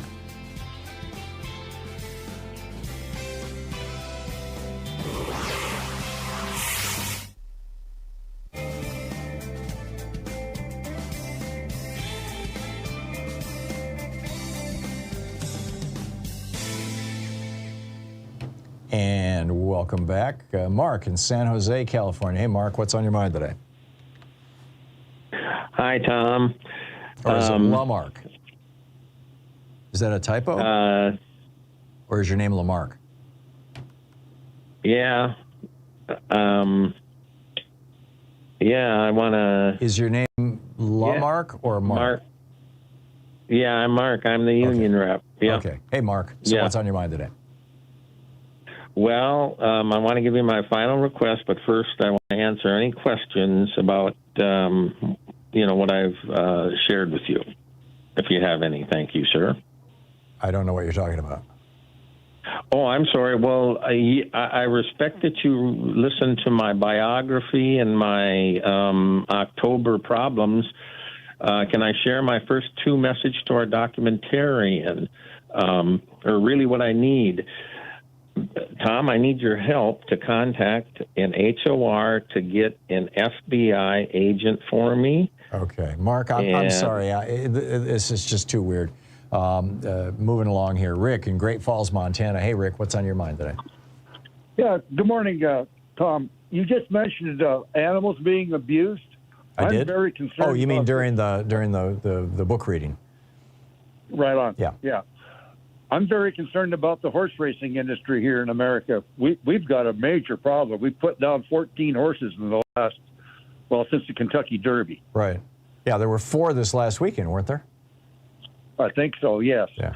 And I'm encouraging your listeners to call our elected officials. It's House Resolution 3355, and it's called the FAITH Act.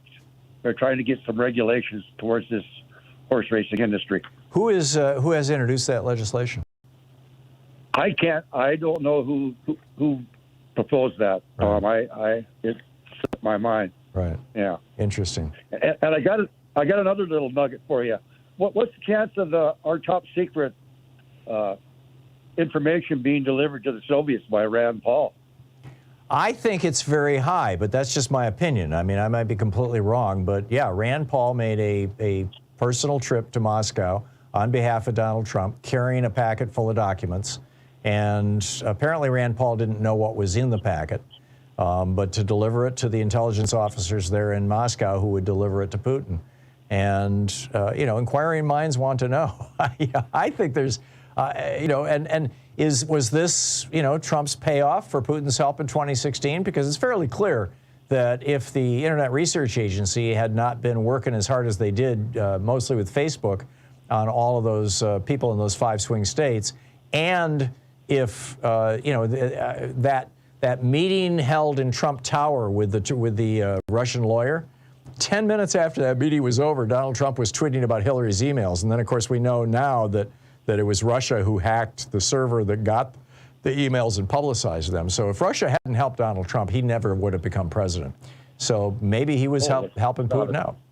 I don't know. Yeah, without it's a doubt. speculation, but I think that there's a legitimate basis for that speculation. And again, I'm hopeful that the FBI has at least asked Rand Paul, what's up with this?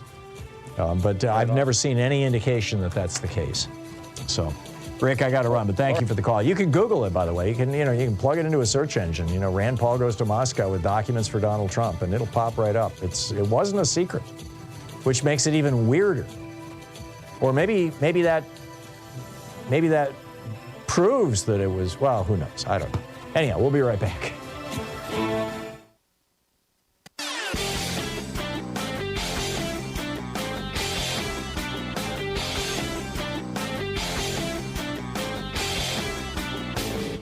Change starts with you. You can be calling your Democratic or Republican representatives to let them know what you think by calling 202-224-3121. It's the Capitol switchboard. It'll get you right through to them. So every time we have an election, most recently we saw this in 2022, Putin and Mohammed bin Salman, Russia and Saudi Arabia, start raising the price of oil, basically to stick it to the Democrats, hoping that they can lose power. It worked in 2022. They got their majority in the House of Representatives. And you'll recall all those $6 gasoline and $5 gasoline, and everybody squealing about it, and the little stickers they were putting on pumps with pictures of Joe Biden saying, I did this. Well, they're preparing to do it again. They've cut production, Saudi Arabia and Russia, and it's going to get a whole lot worse over the course of the next year as we're heading toward 2024. So what can we do about this? Well, I have a very specific proposal, and by the way, 70 different environmental groups have joined in this, along with Senator Ed Markey and several members of Congress, and that is to ban the export of American-produced crude oil. Make America energy independent, and we control the price. There's a piece about it over at HartmannReport.com. Check it out. And welcome back. Picking up your calls. Let me finish my rant about Christian nationalism, and then I'll get to your calls. Just hang on just a minute, or three maybe. A brand new study was published in the Journal for the Scientific Study of Religion. This is absolutely fascinating. Brooklyn Evan Walker is a poli-sci professor at Hutchinson College. Was one of the authors of this study, apparently, and notes that that Christian nationalism, people who believe that America is and should be a Christian nation, people who answer the question, should Congress, let me get the exact question here. This is the question. Do you agree or disagree with this statement? The federal government should declare the United States a Christian nation. People who answered yes to that question were more likely to believe in conspiracy theories. And people who were asked, is the Bible the literal truth on all topics? The people who answered yes to that were more likely to believe in conspiracy theories. And it's not just, religious conspiracy theories. They were more likely to believe that COVID-19 was a conspiracy, that the vaccines are a conspiracy, that masks are a conspiracy, that the stolen election narrative. They're more likely to believe in stolen elections. They're more likely to believe that there is a secretive group or individual who controls the world.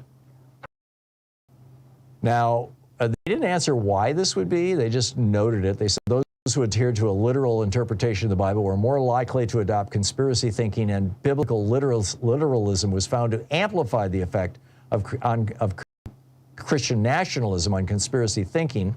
This suggests that the elevation of religious authority over scientific sources and an anti-elitist sentiment within the Christian nationalist identity contribute to the adoption of conspiracy theories.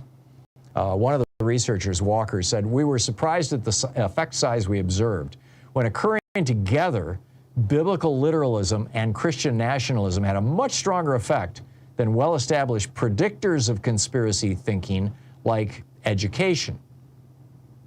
And then they said, it's also important not to lump all religious activity together. What they found was that people who regularly attend church in mainstream congregations that don't preach biblical inerrancy, that don't say that the world was created 6,000 years ago, the mainstream denominations, they're actually less likely to be engaging in conspiracy thinking. So it seems that this is a very small subset. I don't know how small it is actually, but it's a very specific subset. It's fascinating stuff. Fascinating stuff. Okay, let's pick up your phone calls here. Mario in Chicago. Hey, Mario. Thanks for listening to WCPT. Sure. What's on your mind today? Thank you for taking my call, sir. It's a privilege and honor to talk to you. When I hear this problem about what happened in Pennsylvania and the expressway, I was thinking about the Twin Towers. It was gasoline, the concrete melt, the steel melt. It will. Same notion. Steel melts at 2,400 degrees, and gasoline fires get hotter than that. Well, that was my and then it's gasoline, and they do not know where this gasoline comes. The Saudis gets a lot of that. I mean, it just makes me think this is getting serious. Yeah. We have to put attention to this, and people have to realize, Republicans, Democrats, we have only one country. We have only one country, and if we do not stick together, it's going to be pretty bad. Yeah, as Ben Franklin said, if we don't hang together, we'll hang separately. Exactly right, and my whole point of this, never give up on Republicans. We have to talk to them. We have to. At one point, we have to realize that I was born in another country. I know what it is not to have such a great country like we have in here. Yeah. And they do not know that. Yeah, but here's the problem, Mario. How do you have a conversation with somebody who is absolutely bound and determined to end democracy in the United States? I mean, did you catch Dana Bash and Jim Jordan on CNN on Sunday morning? Yes, I did. Yes, it was shocking to me. I mean, this guy does not believe in democracy. He's lying through his teeth for political purposes. Well, my point to them is, don't stop to be a Republican. Keep being a Republican, because without you guys, we do not have a democracy. Right. And it's up to us to prove you that for so many years, so many elections, we've been electing presidents. Yeah. And the other ones, they've been stolen. Yeah, no, you're absolutely right. We have to have two parties. In fact, I'll probably be writing about this afternoon for tomorrow's op-ed.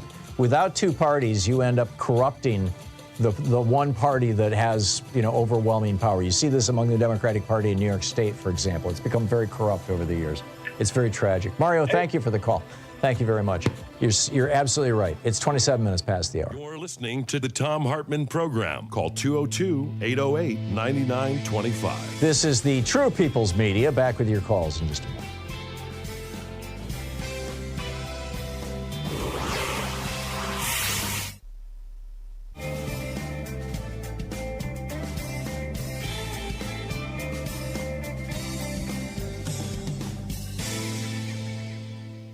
It's that time of the year again. It's actually, I love these pledge drives. They are an opportunity for all of us to pitch in, to help out Free Speech TV. It's an opportunity for me to remind you all about how important this television network is and how it only exists here because of your support. It's an opportunity for you to get that really great feeling knowing that you're part of something larger than you, that you've helped something really substantial. It's an opportunity to spread the word. It's an opportunity to get some cool gifts out there. I mean, there's a lot of wonderful things about the pledge drives, and we've got a 2-week period here, and there's going to be during these 2 weeks a couple of different kinds of promotions or incentives that are going to be offered. The first couple of days, today, tomorrow, and Wednesday, will be the entire thing. The theme for the entire 2 weeks is going to be Summer of Solidarity. This is our summer pledge drive.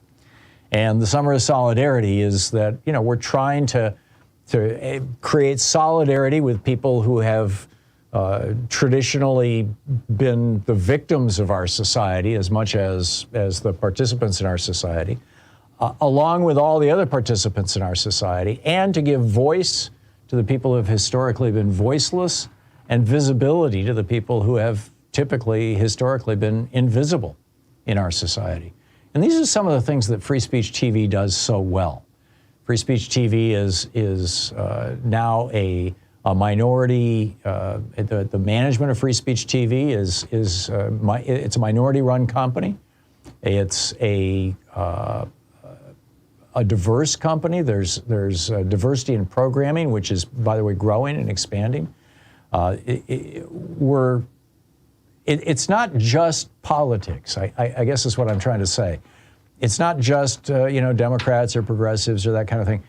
It's the thing that I love about Free Speech TV is that Free Speech TV encompasses the whole of humanity and encompasses the whole of American society. We reach out to everybody and want to hear everybody's voices.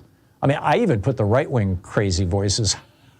I mean, I'll talk back to them, but I think it's really important that we hear a wide spectrum of voices. And I realize, the right-wing voices are all over the place. They don't really need to be on Free Speech TV, so they're kind of few and far between on my program, but they're there.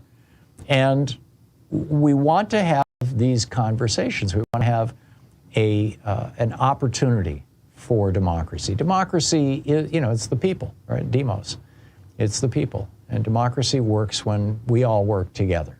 So this is the summer of solidarity. So anyhow, during the first 3 days, which is where I started with this thought, if at least 1,000 of you make a donation of any amount to Free Speech TV during these first 3 days, our frontline funders, these are people who have stepped up and said, we'll go above and beyond and use our money to incentivize people to participate in Free Speech TV.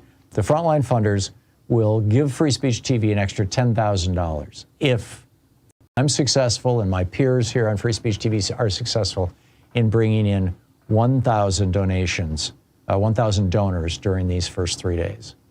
So don't wait. Don't wait until the last day of the I know a lot of people do this, right? Wait until the last week or the last day or the last 2 days. Call now, 877-378-8669, and make your pledge. There are, of course, premiums for your donations. And there's two ways to donate. One is the one-off, and the other is you can say, here's my credit card, charge me whatever amount you want to specify every month. And you can do both at the same time even. But here are the premiums. These are the one-off premiums. With a $20 gift, you can have your choice of the Thom Hartmann University sticker, a proud student of Thom Hartmann University, or the Free Speech TV Clear sticker, or the Pride Cool Seat.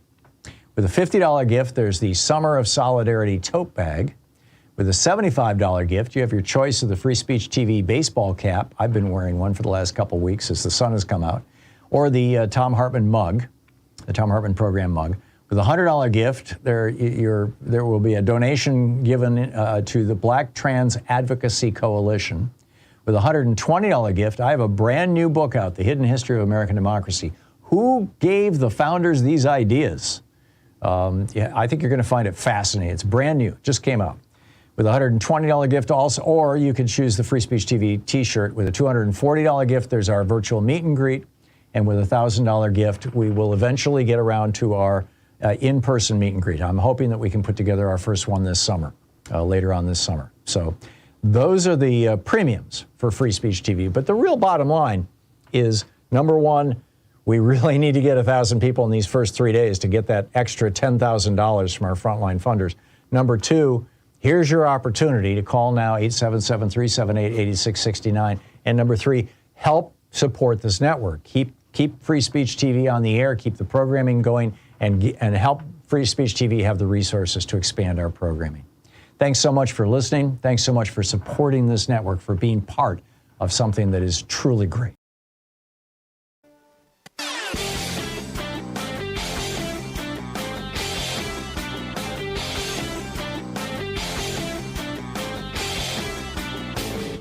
Hey, if you like the rants that I open the show with every day, they're typically published over at hartmannreport.com. Check it out. Welcome back. 34 minutes past the hour, picking up your calls. Jeff in Carpenter Springs, Florida. Hey, Jeff, thanks for listening to WMMF. What's on your mind today? Thanks for taking my call. You had said you didn't understand how a trailer could catch fire. and blow up. My understanding is that it's fairly rare. I've only known of one gasoline tanker that blew up that I was familiar with in my whole lifetime. Maybe it's more common than I thought. Go ahead, Jeff.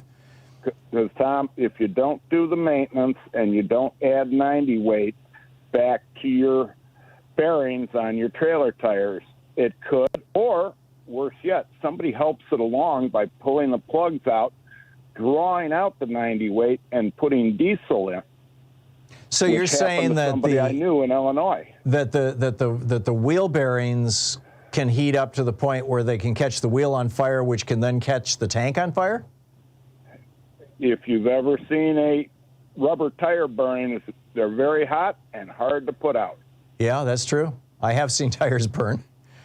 That's absolutely true. And I saw a friend's trailer burning down. He was just hauling rock, but it happened on Illinois 53. But what's the deal with this tanker truck underneath a bridge? No driver. Apparently the driver has vanished. Nobody knows who the driver was. I mean, and it's right underneath I-95, and it took down I-95. That I did not know.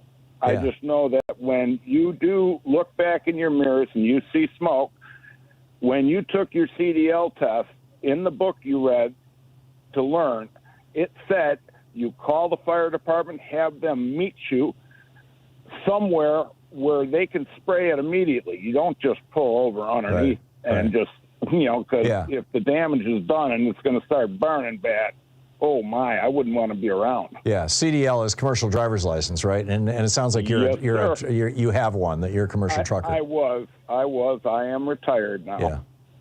Yeah. Fascinating. I had a truck license before CDLs. Yeah, I get it. Okay, Jeff, well, thank you for adding that data point. I appreciate it. Thank you very much for being there. My pleasure. Good talking to you. Paul in Woodinville, Washington. Hey, Paul, what's on your mind today? Well, the Trump supporters and the conservative media have cast the Trump indictment as, I think it's fair to say, as a politically partisan, motivated, selective prosecution. Those are the words I've heard. Yep, okay. Me too. So let's check that out for a second.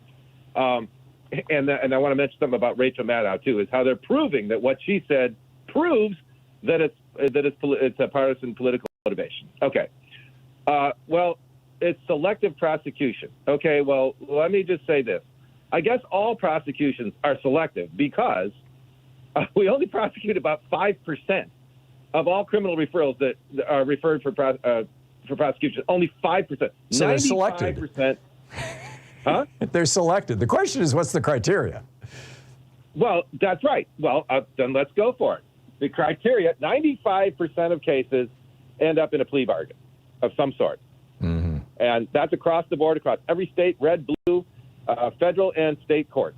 95% end up in a plea bargain. Okay, so what's the motivation? Well, the ones that are prosecuted are the cases that the prosecutor pretty well believes he has the evidence to get a conviction. A verdict that will a prosecution. Okay, that's one. Secondly, most egregious cases. And third, probably the biggest fish. He's trying to set an example. But it has to start with, I have the facts to get to prosecute, to get it in. What am I saying? I'll be able to successfully win this case. So now, what did Rachel Maddow say? She said, and this was a few weeks ago, in her podcast, the Ultra podcast. She said, "We've been here before. 1973, Vice President Spiro Agnew got a plea bargain, and the bargain was that he would agree never to be in politics again." Right. Okay, so now they're citing that what she said. She said this is what they should do with Trump: offer him a plea bargain. Well, then now he's in the majority. He's not in the selective. They said, that proves they're trying to drive him out of politics. Well, wait a minute. If you don't want to be in the selective prosecution, the 5%, then you want to end up in a plea bargain, right? So that means that, and it would be a plea bargain to say that since this happened when this has to do with your time in office. It doesn't have to do with some other crime that we're asking you to get out of politics. This has to do with a crime committed while you were in politics. Right. So abuse of power. Yeah. Finish your thought, so and then I have a question for you. How can you be on both sides of it? Okay. How could it be? How could you say it's selective prosecution? But if we give you a plea bargain, that's proof that it's the partisan motivation. Right. No, I totally get it. I mean, you know, the argument is fallacious from top to bottom, you know, start to end. But here's my question for you, Paul. You know the law much better than I do.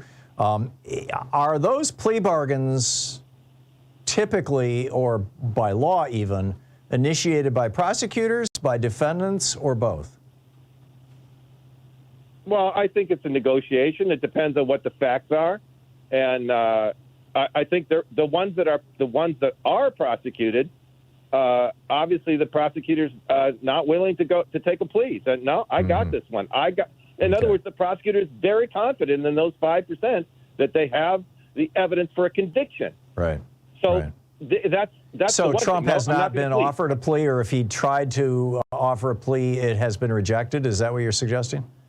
Exactly. Is that he may have offered a plea, and the prosecutor said, no, I got the goods. I got enough to get a conviction. That means he's very confident. It starts with facts. There you go again. So my question to these people who say, oh, it's all politically motivated and it's selective prosecution, let me ask you that. Anybody who's listening to this, could you be an objective juror on that case? If you're walking in with that predisposition that this is politically motivated and it's selective prosecution, how could you possibly be objective on that case? And frankly, I think that the judge, Eileen Cannon, should recuse herself. Yeah. Let's get fair about what's fair.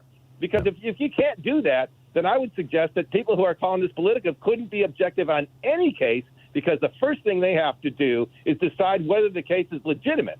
Well, no, cases are brought on facts. And the prosecutor says, when you're prosecuting, yep, I got the goods on you, and I'm not willing to take a plea. Yep, I get it. Okay. Paul, thank you. Thanks for the illumination. I appreciate it. MJ in Ankeny, Iowa. Hey, MJ, what's up?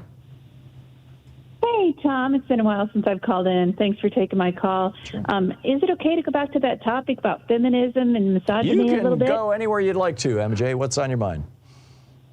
Thank you. Well, you know, Bell Hooks, who passed away just a couple years ago, she wrote on feminism that it wasn't necessarily just about feminism, it's about humanism. And in terms of being misogynistic, it's about bigotry towards races, all kinds of LGBTQ oppression. Mm-hmm. So I believe it's fear-based and the need to control. Either it's that maybe it's psychologically a man might have hated his mother, or maybe saw his parents or his dad take control of him, and that's what maybe led him to say, oh, I don't like women. But I do believe the root is fear of control, lack of control, and the need to oppress. Yeah, I do remember a psychology class where it was posited. I mean, this was 60 years ago. So I mean, I may be remembering this wrong, but my recollection is that it was posited that because women are the principal caregivers for boys as well as girls, but in this case boys, they are and fathers are typically viewed as the primary authority figures, but mothers are the ones who are doing most of the disciplining simply because they're the primary caregivers.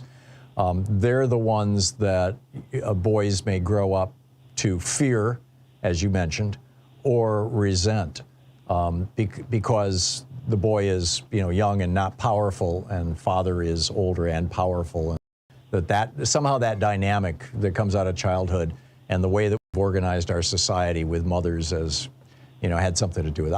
I don't know if that's credible anymore or not, or if even if back then it was a fringe theory or, conventional wisdom. I just don't know. Well, then the roots, we go back, Eve is the one who ate from the tree of knowledge. Right, she was the bad one. So maybe the theological, so she was bad. But if we even look at, say, Sylvia Plath's The Bell Jar, feminist novel critiquing the traditional gender of white middle-aged American women in the 50s and showing how oppressive the patriarch binary fueled the protagonist in that particular novel. So I think there were a lot of just themes that ran through our history. Maybe this is something that the far right, now that they want to ban books, that they're going to try to just hide from our history as well, is the patriarchal failures. Count on it. Count on it. If they don't want to discuss race, they don't want to discuss patriarchy. I think that's pretty certain. But yeah, it's an interesting conversation, MJ, and you know, it's fascinating. Thank you for the call, and thanks for offering your thoughts on that. And bell hooks, I haven't heard that name in a while. Lori in Ocala, Florida. Hey, Lori, what's up? Hello, Tom. I've been thinking about my career. I was a buyer, a procurement officer in large companies, and the boss was almost always a big white guy. Mm-hmm. Nothing against big white guys. I'm married to one. But a confident, secure man is undaunted when questioned by a woman. But you'll notice in the workplace how it was that men kind of took the power and held the power. A weak man has no greater fear than being questioned or corrected or admonished by a strong woman. A woman in front of their peers. That translates to a weak man to emasculation. And the way to avoid this is to tamp women down on the front end. And a strong man doesn't really, I mean by strong man, a man that's confident, a man who knows who he is, doesn't have any fears of being questioned by anyone because he holds a real viewpoint. And he is certain in his belief. But I think when you get someone like Trump who holds nothing but the desire for power, does anybody remember that a couple of years ago, Donald Trump went in the Midwest to a classroom, and he had agreed in advance not to politicize it. And the teacher came out and admonished him. It was a black woman in front of everyone and said, "You were told, we agreed that you would not do this." And he bowed his head quite deeply and kind of sauntered off the stage. And that was just the epitome, I think, of the story of weak men and why women have to be kept down, because these men seek power and they seek to take away the strength that a woman can take away from them. Yeah, I completely agree. And when you were talking, I jumped in to essentially agree with you, but I interrupted you. And as soon as I did, it reminded me that the studies on, a lot of the studies on this show that men interrupt women far more frequently than women interrupt men. And I try to be aware of that and not do it, although being a talk show host, part of my job is interrupting people. It just, suddenly it was right in my own face, my own interrupting you. I love that. Tom, you are a strong man, because a weak man would never have confessed to trying to interrupt a woman. So I love that. Okay. I think that's great. Well, thank you. I don't think I have a big issue with women, and I have a very strong woman that I'm married to, I'll tell you, and a couple of very strong daughters. So, but we have as a society a real problem with what you're describing as weak men. And and it's a tragedy that it has become politicized. The misogyny has become kind of the province of the GOP. Maybe because of Rush Limbaugh, maybe just because that's a dimension of authoritarianism. I'm not sure. Lori, thank you for the call. It's nice to hear. Thank you. Appreciate it. Thank you. We'll be right back. It is what time is it? 48 minutes past the hour. Stay with us. You're listening to Thom Hartmann. Visit thomhartmann.com for audio and video archives. It's the place where despair is not an option. We'll be right back with your calls.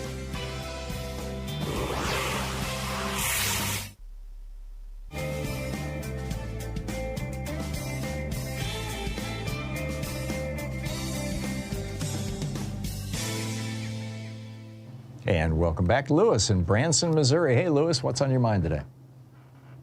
Has anybody come up with the idea of where this money that DeSantis and the governor of Texas, they're paying for all these immigrants to be shuffled around like chess pieces? Right. All that money is coming from, and think about this, California and New York are the biggest tax they give more taxes away to the poor states. Right. And Texas and Florida are the biggest recipients. Yeah. So there's millions of dollars that they're spending shuffling these people around. The federal government, and which is basically the common people who are paying the taxes, they're paying for this. Yep. Yeah. It's the same thing with the Fox. Millions, hundreds of millions. They're going to write it off their taxes because they can. It's in the tax code. Yep. Did you see this where Governor Newsom of California is talking about bringing criminal charges against DeSantis for flying people from Texas to California under the kidnapping statutes? I sure hope he does that. There's a sheriff in Texas that's doing the same thing. Who's threatening to arrest DeSantis? No, yeah, DeSantis, yes. Yeah. I'd love to see it. It would be politically explosive, but I think Newsom anyway. I don't know about the sheriff in Texas. I remember that story, but I don't remember who he was. But Newsom is, he wants to be president. He's running for president in 2028. Let's just be honest about this. And I think he has a reasonably good shot at it. He's young, he's charismatic, he's been the governor of the largest state. Ronald Reagan, leveraged being governor of California into the White House. And I believe he's not the only one, but I may be wrong. It seems to me like one of the big Republican presidents in the 1920s was also governor of California.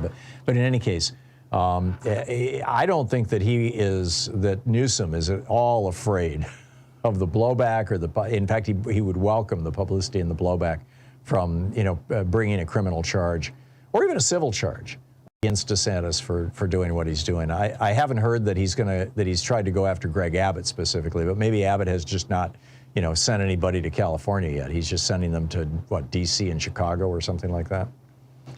But, right. And California. Yeah. The question is, will the federal government get involved? Because, this is the transportation of people across state lines. And while kidnapping is a state crime, it is a huge federal crime. Back when J. Edgar Hoover was refusing to prosecute the mafia, the two kinds of crimes that he was mostly prosecuting were car thefts, where the car was taken across state lines, and kidnapping. And I haven't heard a word about the Biden administration, calling out DeSantis or Abbott, other than simply criticizing them for being inhumane, for being just beasts. But I haven't heard a word about, whether they can contemplate any kind of criminal action against these guys. Given what's going on with Trump right now, they're probably getting a little gun shy, but who knows? Louis, thanks for the call. It's a great topic. I appreciate the call.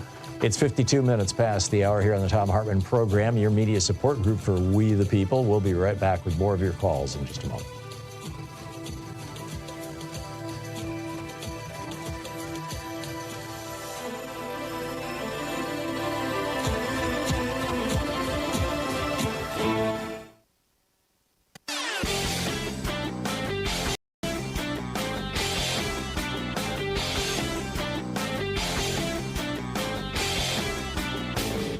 Help support progressive radio. If you're listening to us on a commercial station, call their advertisers and let them know you're listening. If you're listening to us on Pacifica, one of our many nonprofit stations, please support them when they do their fundraising drives. Thanks for supporting Progressive Talk Radio and tag you're it.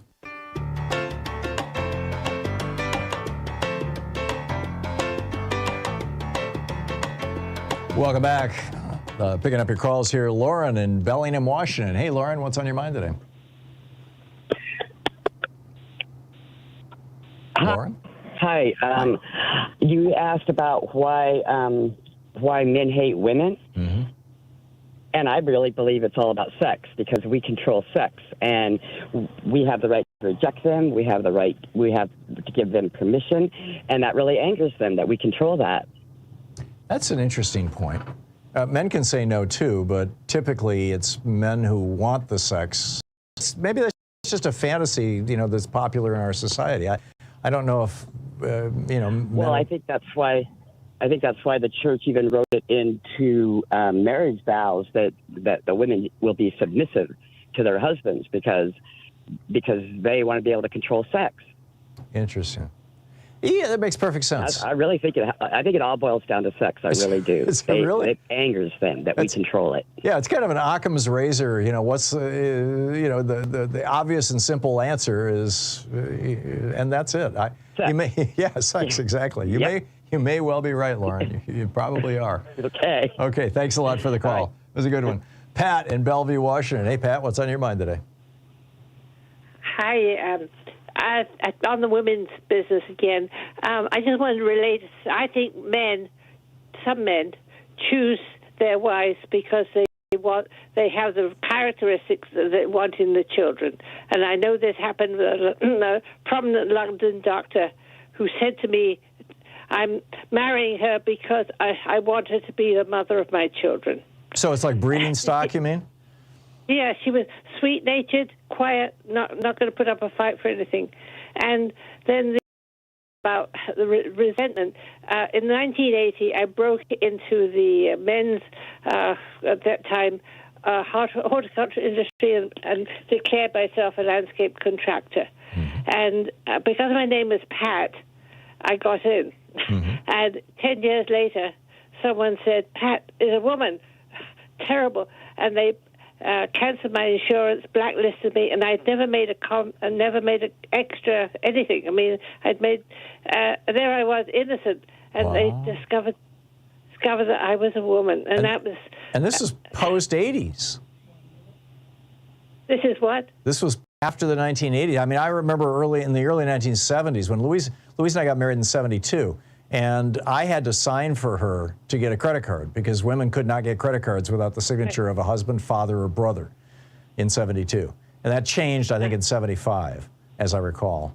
But this happened to you after 1980. Yeah, that's amazing. I was a landscape designer, and then I broke because I had so many customers who were paying for contractors. I said to myself, why don't I become the contractor? Right. And about 1990, I became the contractor. And by the 2000s, I had to give it up because they suddenly realized I wasn't a man.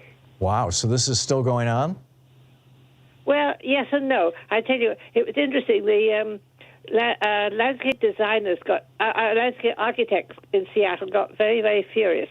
And they said, well, we're going to take all these women who are doing landscaping, designing, because we think they should be under our wing. We don't think they should be working for themselves. Wow. And they got to the extent they took it to Olympia, and had as a request to the it was right. The Olympia was in session, and fortunately the people, the representatives, turned down their request. Pat, I'm sorry, we're out of time. Thank you. You're listening to Thom Hartmann.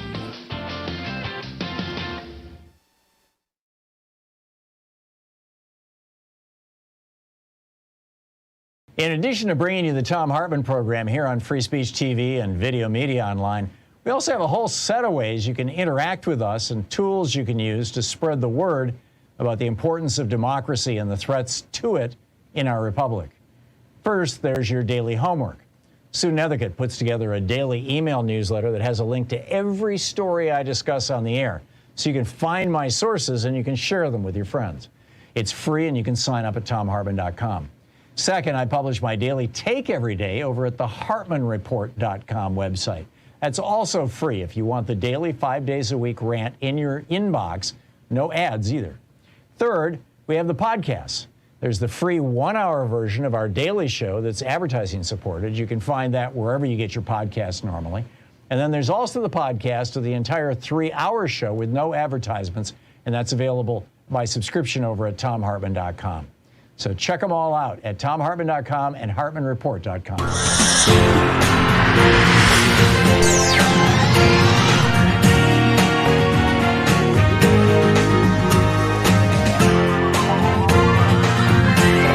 We say fight back!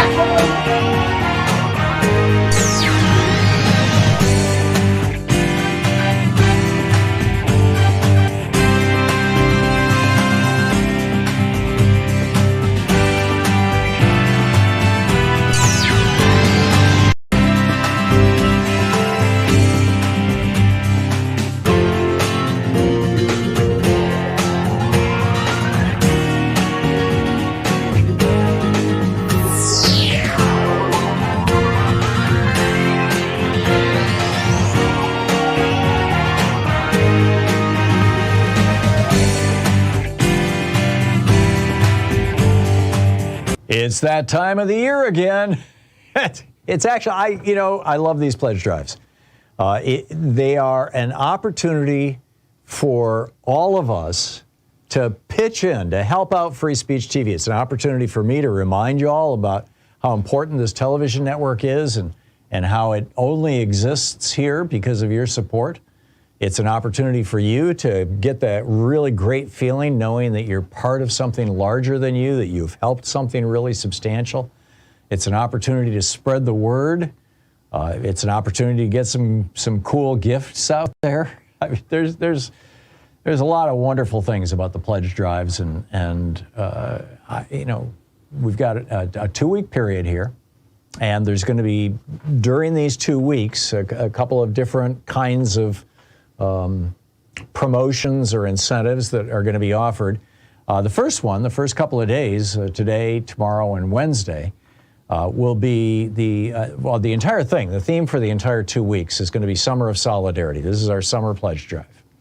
And the Summer of Solidarity is that, we're trying to create solidarity with people who have traditionally been the victims of our society as much as the participants in our society, along with all the other participants in our society, and to give voice to the people who have historically been voiceless and visibility to the people who have historically been invisible in our society. And these are some of the things that Free Speech TV does so well. Free Speech TV is now a minority. The management of Free Speech TV it's a minority-run company. It's a diverse company. There's diversity in programming, which is, by the way, growing and expanding. It's not just politics. I guess is what I'm trying to say. It's not just Democrats or progressives or that kind of thing. It's the thing that I love about Free Speech TV is that Free Speech TV encompasses the whole of humanity and encompasses the whole of American society. We reach out to everybody and want to hear everybody's voices. I mean, I even put the right-wing crazy voices. I mean, I'll talk back to them, but I think it's really important that we hear a wide spectrum of voices. And I realize, the right-wing voices are all over the place. They don't really need to be on Free Speech TV, so they're kind of few and far between on my program, but they're there.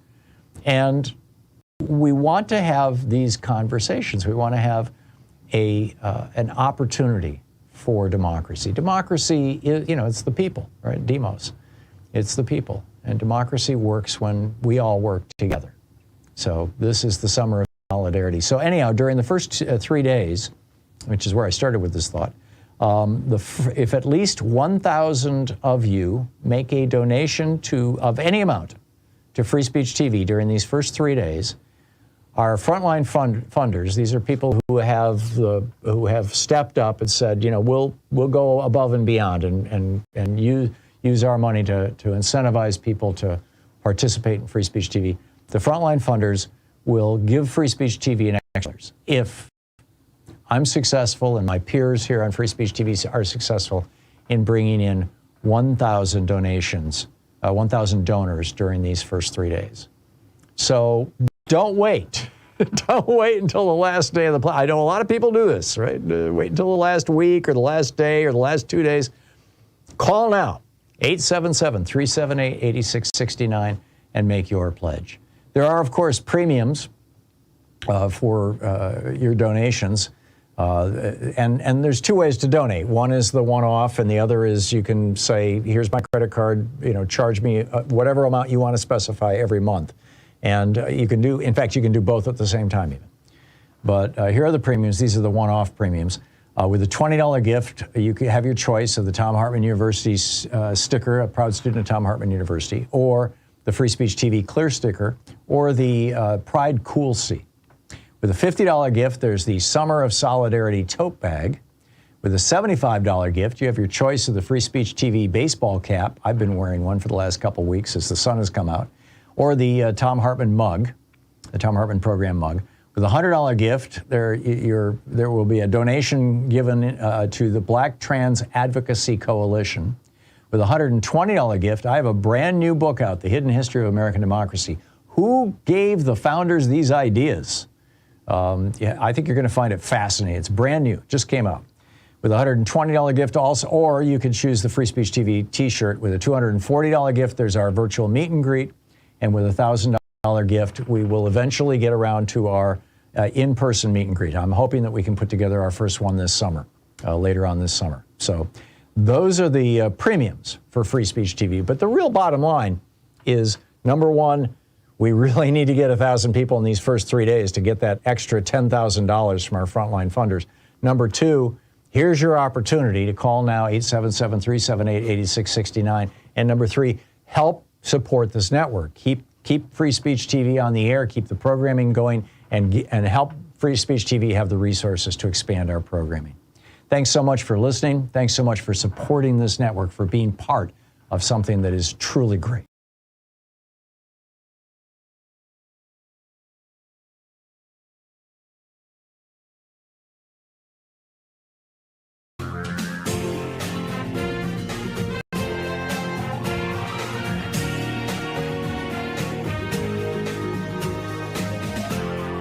This is the Thom Hartmann Program. Welcome to the third hour of our program. Remember when we all thought that the tech industry was like enlightened? Oh, gee, these people, Google, they're, it's don't do evil. No, that was Facebook. Or was that move fast and break things? I don't remember these cutesy slogans that came out of Silicon Valley and everything was all techie and we were all geeky and computers are cool and yeah. Well, now we are looking at a multi-trillion-dollar industry and multi-billion-dollar companies and billionaire owners and CEOs and senior managers. And they're really just interested in making money, it appears. This is just absolutely shocking. A report by our old buddy Lee Fang. Lee Fang is actually how you pronounce his name, but it's spelled like Fang, over at leefang.com, and which is his Substack, his Substack page. And he points out Microsoft laid off, this is just this year, just in the past 12 months, Microsoft laid off over 10,000 employees. Google laid off over 12,000 employees. Meta, the parent company of Facebook, laid off 21,000 employees. Amazon laid off 27,000 employees, and Salesforce announced a 10% reduction in its workforce, a cut estimated to affect about 8,000 people. So here we've got these companies that just laid off, in aggregate, what I just, 20, 40, 48,000, 56,000, 60, 70,000, 80, that's 80,000 people if I'm doing my math. And I'm notorious for not doing math well on the fly, but roughly 80,000 people got laid off. And now these exact same companies, through their lobbying organization, Compete America, are petitioning the Biden administration to expand the number of H-1B visas. H-1B visas are the visas that allow people with high levels of skill to come into the United States. The whole H-1B visa program didn't even exist until the tech industry came along. It started in 1990, and the argument back in 1990 was we don't have enough PhDs, we don't have enough people with a master's degree in computer science, we don't have enough engineers, we have to hire them from overseas, and that might have been true in 1990, but it's not true now. I mean, these companies just laid off 80,000 people. And now they're saying, there's 600,000 foreign workers in the United States on the H-1B program. And the law allows an additional 65,000 new visas every year, along with an additional 20,000 new visas for people with a master's degree or higher. And Silicon Valley is saying, these big companies out of Silicon Valley, they're saying, we need more. We need more H-1B visa people. Now, why would that be? Why would they want to hire engineers from India, for example, instead of from Seattle? Could it have to do with the fact that an engineer in India earns $40,000, $50,000 a year, and an engineer in Seattle earns, $150,000? I'm just pulling numbers out of the air here as for examples. Don't cite these numbers as authoritative numbers. You'll have to look them up. But you know what I'm talking about. American salaries are higher, and when you can hire people from, developing countries, countries where the wage scales are radically lower than here in the United States, and they come over to the United States and they work for a couple of years and become the new employees at a much lower price. Lee is pointing out in his article that the H-1B visas have depressed labor costs in the high-tech industry by 10.8%. It's been measured. So they're clearly paying these people less. This just looks like a real scam to me. And I hope the Biden administration is pushing back. Back in 2015, the last time they tried this, Bernie Sanders of Vermont, Dick Durbin of Illinois, and Chuck Grassley of Iowa, weirdly enough, Chuck Grassley, led, I'm quoting from Lee Fang's piece, led a bipartisan group of senators urging the Obama administration to crack down on corporations' use of foreign visas to undercut American labor. That year, it was Disney and Southern California Edison, SoCal Edison, who had laid off workers and then forced those exact same laid off workers to train their replacements who had come over here on H-1B visas to work for much less money. This is like neoliberalism on steroids. This is, the flat earth bites. And I don't mean that in the, in the contemporary vernacular. Topic number 2 for this hour. The problem with guns is guns. Johns Hopkins Center for Gun Violence Solution just got the latest statistics from the Centers for Disease Control, updating their 2020 report on gun violence in the United States with 2021 CDC data. And what they found, once again, this is shocking.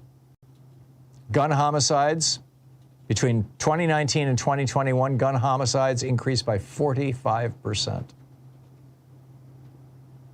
Gun suicides increased by 10%. In 2021, 48,830 people died as a result of guns. That's 3,600 more than in 2020, which had been the previous high, all-time high. Gun homicide rates increased 7.6% over the previous year. Gun suicides 8.3% for the largest one-year increase recorded in over 4 decades. Gun-related deaths outpaced COVID-19, automobile accidents, and cancer as the leading cause of death among children and teenagers. There is good news, and this is just as shocking, frankly, I think probably to most Americans anyway. It's not shocking to me. I mean, I wrote a book about this, The Hidden History of Guns and the Second Amendment, but they just validated this. And the good news is the gun violence prevention laws actually work. Mississippi has the weakest gun laws in the country. Someone living in Mississippi, right, and Massachusetts is in the top 5 strongest gun laws in the country. Someone living in Mississippi is 10 times more likely to die by gun violence than someone living in Massachusetts. 10 times. I think that's 1,000%. Again, I don't do math well. But the last year was the single worst year of gun deaths in Mississippi, which has the highest rate of gun homicides in the country. Right across the board, red states, I believe there's just one exception to this. Red states have the highest rates of gun deaths and gun violence, and blue states have, and again, I believe there's one exception to that, blue states have the lowest rates. Why? Because gun violence laws work. They actually work. And that's a good thing, right? That's a good thing. There's a lesson here for all of us that we can do something about this. It just takes the political will to do it. And frankly, what that means, I mean, that's kind of like pundit speak for it just takes replacing some of these Republicans who are in the pocket of the NRA with Democrats who aren't. This is the Thom Hartmann Program. Gratitude is really good for you. I'll tell you about that after the break with our Geeky Science Alert and pick up your phone calls, so stay with us.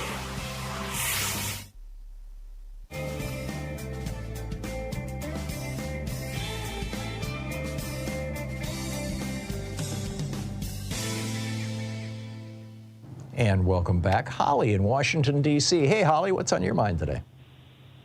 Well, I want to share something to the conversation about why men hate women. Mm-hmm. Two quick facts in this. My dad took me to Planned Parenthood and put me on the pill when he realized I was an early adapter sexually. Mm-hmm. So as soon as he could do that, he did that. God bless him. But he said, I want you to know two things about men. Number one, be careful who you're sexual with, because if you do it once, they believe that every time they have an urge, it's your responsibility to take care of it. Mm. And if you don't, certain men will become so enraged, it'll be rage like you've never seen before. Wow, good advice. Yeah. The second thing he said is, you're in a generation now where you have a responsibility as an American woman to take yourself as far as you can that you want to go with a career, with all of it. And men are going to try to oppress you. And they want to oppress you because you can bring life. And the more independent that women become financially and emotionally from men, they realize it's one squirt and they're dispensable. Yeah. They don't think about it, but the way to prevent it is through rage and control.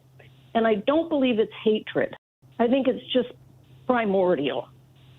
So I wanted to share that. And yeah, I've been a witness to all of this for 50 years. Yeah. He was right. It makes perfect sense, Holly, and God bless your dad. What occurred to me as the last caller in the previous hour, as we were running up to that break at the top of the hour, and I so wanted to jump in, but I wanted her to finish her thought. But the thought that she triggered in my mind as she was talking about trying to break into this industry, to the landscaping industry, was that looking at it, I think what I'm about to suggest probably also answers a lot of not only misogyny but racism as well, which is, as a man, if I can exclude half the population of the United States from the labor pool, I double the chances that I can get a good job and that I'll be paid well, because I'm reducing the labor pool, and so I'm driving up the demand for my labor, which drives up my ability to get higher pay and better benefits and stronger job security.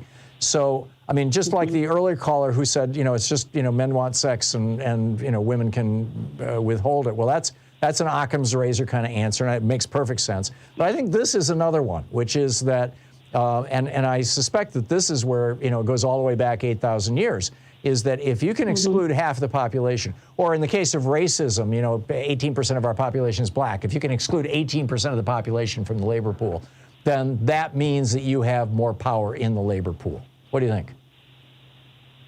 Well, I think and I think what you're pointing to is not even conscious thought. Yeah. But it's primordial. Yep. It's primordial, and it's a way to compete, not even knowing what they're doing, really. Yep. But it's that basic. I think you're right. I mean, there might be some people who are in a position to control systems who are viewing it from a systems perspective, like I'm describing. But yes, I absolutely. But it's not the masses. No, I don't it's think not the masses that act like that. Yeah, no. I agree. Thank you. Thank you, Holly. Thanks for the call. We'll be right back. 19 minutes past the hour.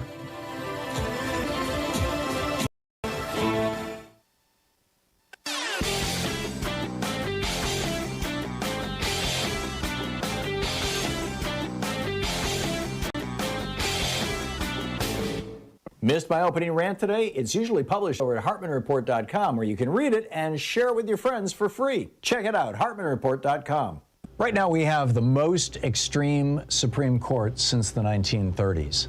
And one of the main reasons is because these justices, A, have lifetime tenure, and B, in the 1990s, after a series of disappointments with William Brennan and Earl Warren and David Souter and a few others that have been nominated by Republicans, these justices tend to become more liberal once they're given lifetime tenure. So now we've got right-wing billionaires throwing gifts at them, emoluments, speaking fees. John Roberts' wife made $10 million, hooking people up with law firms. All the Republicans on the court are in on the grift. And it's really not so much designed to thank them for what they're doing, but to keep them conservative. Because in the past, Republican appointees have turned liberal. They're not going to let that happen. There's a whole rant about this over at HartmannReport.com. Check it out.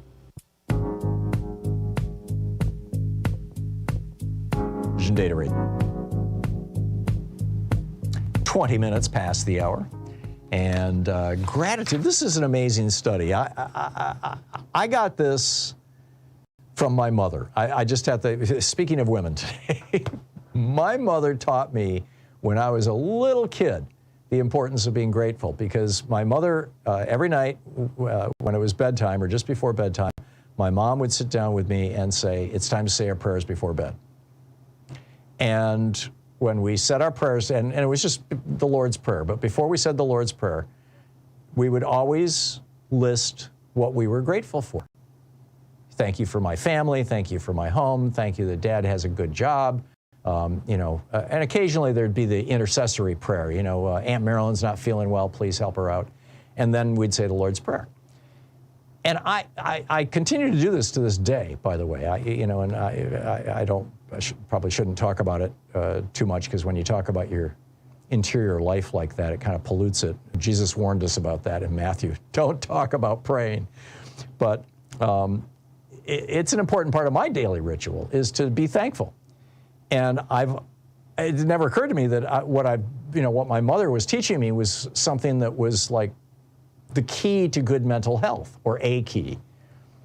But this is a remarkable study. This is from the New York Times. It's a piece by Christina Caron. And she talks about how 2 decades ago, 20 years ago, a psychologist by the name of Robert Emmons did a whole bunch of studies trying to find out what gratitude did to people.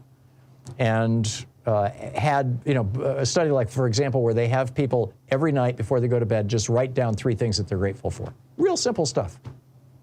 Or express gratitude to somebody intentionally. Find somebody to thank every day.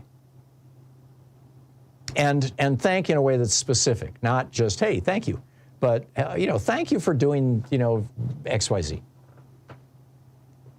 And what he wrote, and this was 20 years ago, was gratitude heals, energizes, and changes lives. It's the prism through which we view life in terms of gift, givers, goodness, and grace.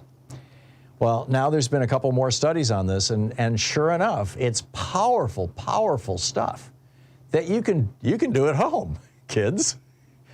This most recent study, they asked participants to either write letters of thanks or to simply list the positive things in their life, and then measure the effects of those acts on a daily basis.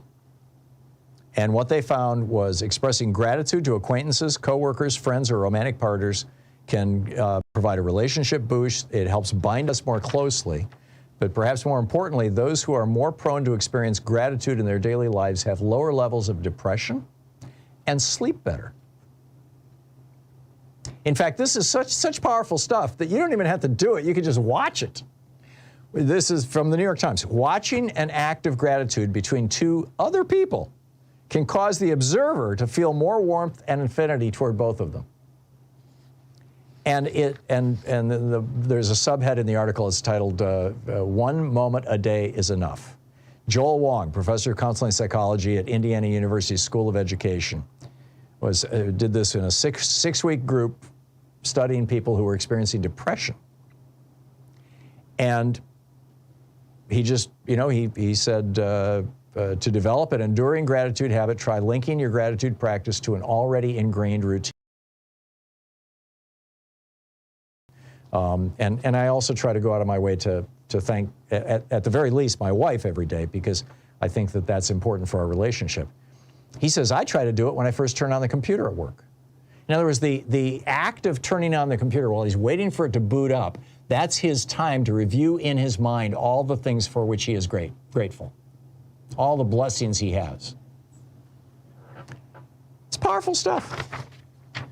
Okay, enough of the geeky science. Let's pick up your phone calls here. David in Woodland Hills, California. Hey, David, what's on your mind today? Well, one of the reasons for gratitude in all of our lives is the Thom Hartmann Show. So Bless you, David. Thank you.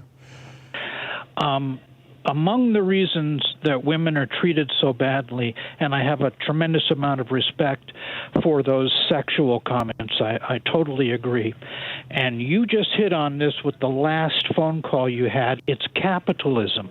Capitalism puts profit above people, and who are viewed as the weakest people? Women.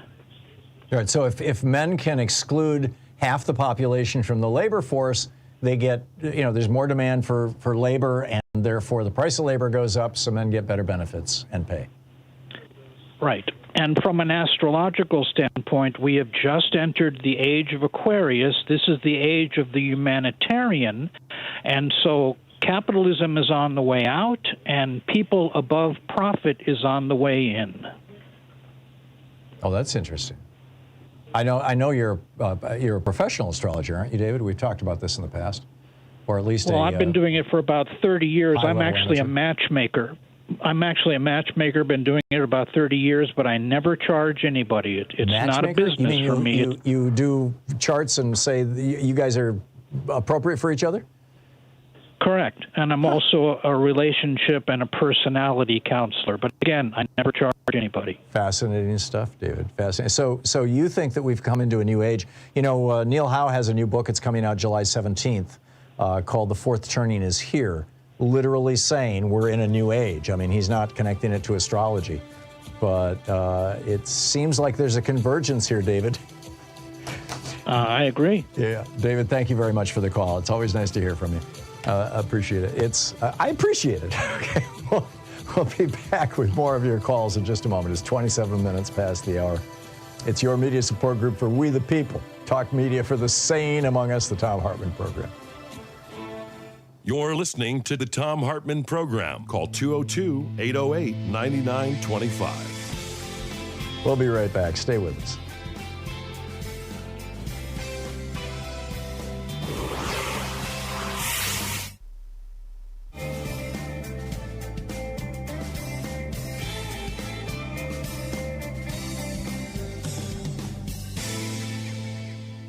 It's that time of the year again. It's actually, I love these pledge drives.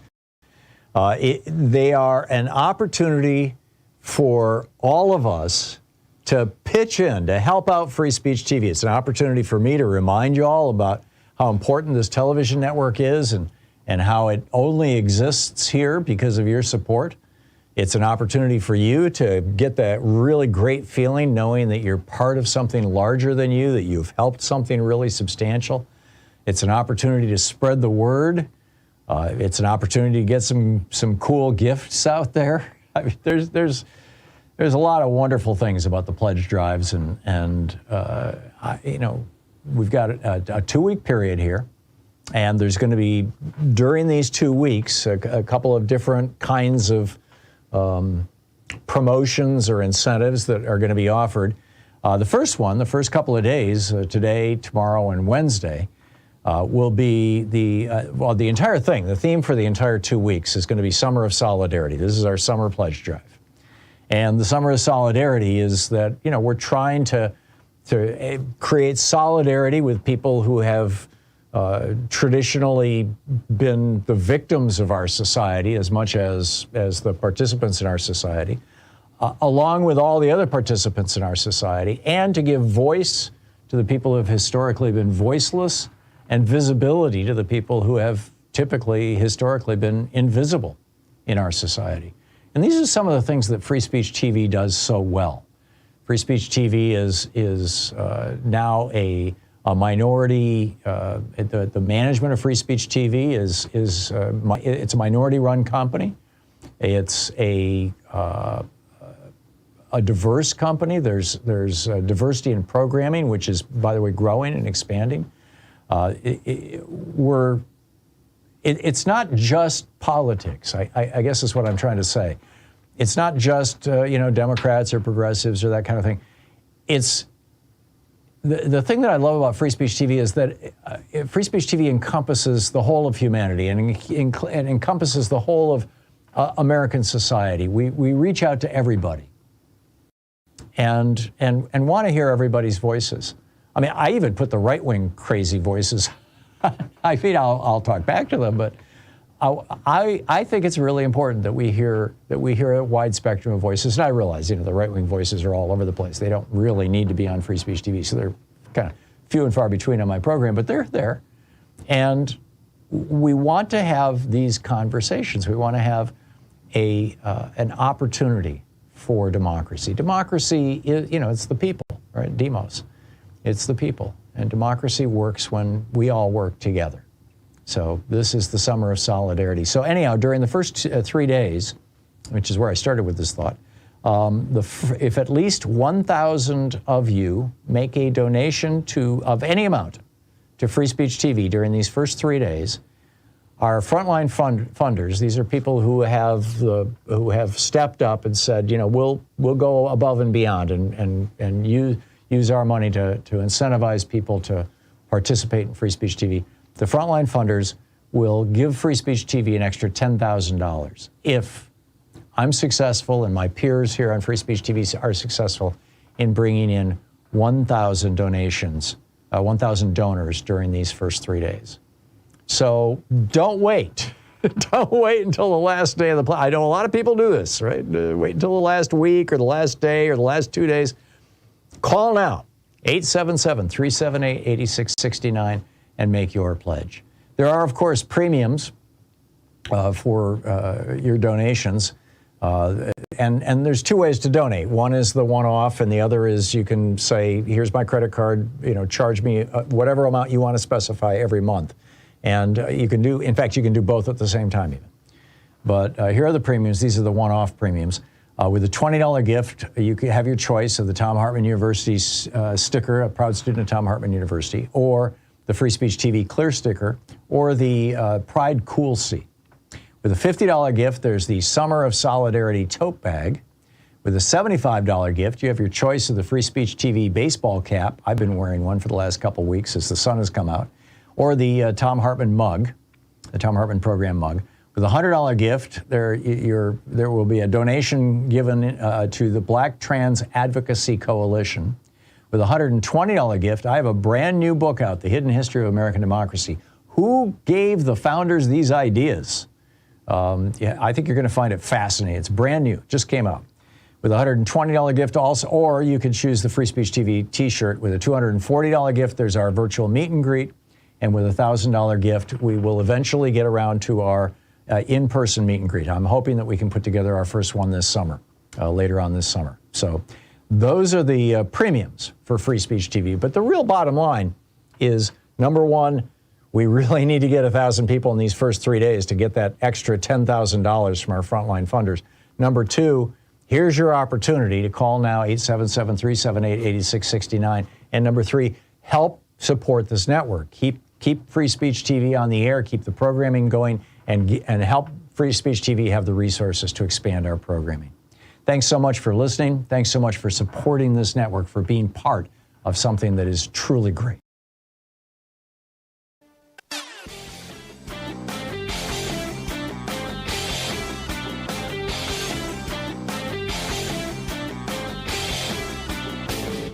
Did you know that every weekday we send out an email before the show giving you all the topics coming up so you can be fully informed and ready to interact with our program? Or that after the show we send out Sue's Stack, a list of every topic I've discussed along with clickable hot links to every source of information I've shared with you on the air? It's all completely free and available over at tom.tv, THOM.tv. Check it out. And welcome back. Picking up your calls here, Karen in Willow Creek, California. Hey, Karen, what's on your mind today? Hi, Tom. Yep, I just want to share with you and your audience a wonderful documentary on Netflix addressing organized religion. Okay. It's called Creating Christ. It's $1.99. I had to rent it. Finally, I bought it because I kept watching it because it's just brilliantly done. So there's that. What's the thesis of it? Basically, it lays out the argument that Christianity is simply Roman propaganda. From the first century, you mean? Yes. So it's just a way of justifying the existence of the Roman Empire? Well, I guess it would have been the 3rd century. A way of getting the Orthodox Jews, the Christian Jews, and the Christians to quit fighting. Because they needed to make some kind of peace. Right. So they created this incredible myth through coins and symbolism. It's just really beautifully laid out. Really worth watching. Yeah. I think the Second Council of Constantinople was around, 366, wasn't it? Wasn't that when Rome officially adopted Christianity? Yes. As a state religion? Yes. Interesting. I'll have to look for it. What was the title again? Creating Christ. Okay, I'll look for it. Yeah. Thank you. Great. Okay, thank you, Karen. You're welcome. Appreciate the call. You're welcome. Barbara in Tompkinsville, Kentucky. Hey, Barbara, what's up? What's on your mind? Hi. I was a social worker for 45 years, and I've done a lot of work with hate, the ramifications of hate and abuse and that kind of thing. I studied hate for the last 5 years, and when you start asking why and trying to attribute it to some kind of thinking or some kind of reasoning or those kinds of things, I think we're off the mark because it is a sickness. Now, we intuitively know it's a sickness because we talk about it as a sickness, and we know that emotions are contagious. But when you look at like mob mentality and how fast hate can run through a whole mob, and there are a lot of studies of that, but it has to do with a sense of the most susceptible to the sickness of hate is the narcissism in people. And there's a whole range, and I'm not talking about the personality disorder, but the traits. But the sense of superiority, you see that with whites hating blacks. You see that with men hating women. You see that in nationalistic, whether it's Germany feeling better than the Jews or Americans feeling better than the refugees or Americans feeling better than the indigenous people here, whites feeling better than blacks to hate. It's contagious, and the contagion, the pathogen, is hate speech, which is airborne. It's airborne in the airwaves. It is. If you think about it as a sickness, then you stop questioning. Now, why does this person hate this person? And you see it like rabies. Right. Now, if my dog has rabies, I'm not going to say, why is he growling at me? Right. Why does he want to fight me? Right. Why He's is got he rabies. acting like he's sick. this? Yeah. I'm going to keep my kids away from him. I don't care how close I was to him before or whatever. I understand he has a sickness. His brain is inflamed. And that inflammation in his brain makes him aggressive. It makes him want to bite, to destroy. And that's what happens when they discovered the hate circuit with functional MRIs in 2008. They saw the connection. What happens is there's a suppression of rational thinking, critical thinking. There is a suppression of empathy. And then there is a link to obsessive compulsion. You become obsessed with those you hate, and then you have compulsion to injure, destroy, eliminate. This is the same model, whether it is, I looked at it with stalkers, the stalker who thinks he loves you until you reject him, and then he hates you, and he follows you. He becomes obsessed with following you, getting back, fantasizing about how he's going to do it, talking about you. She's a this and that, and she doesn't deserve to live, and then the action of attack. That's a characteristic of borderline personality disorder, is it not?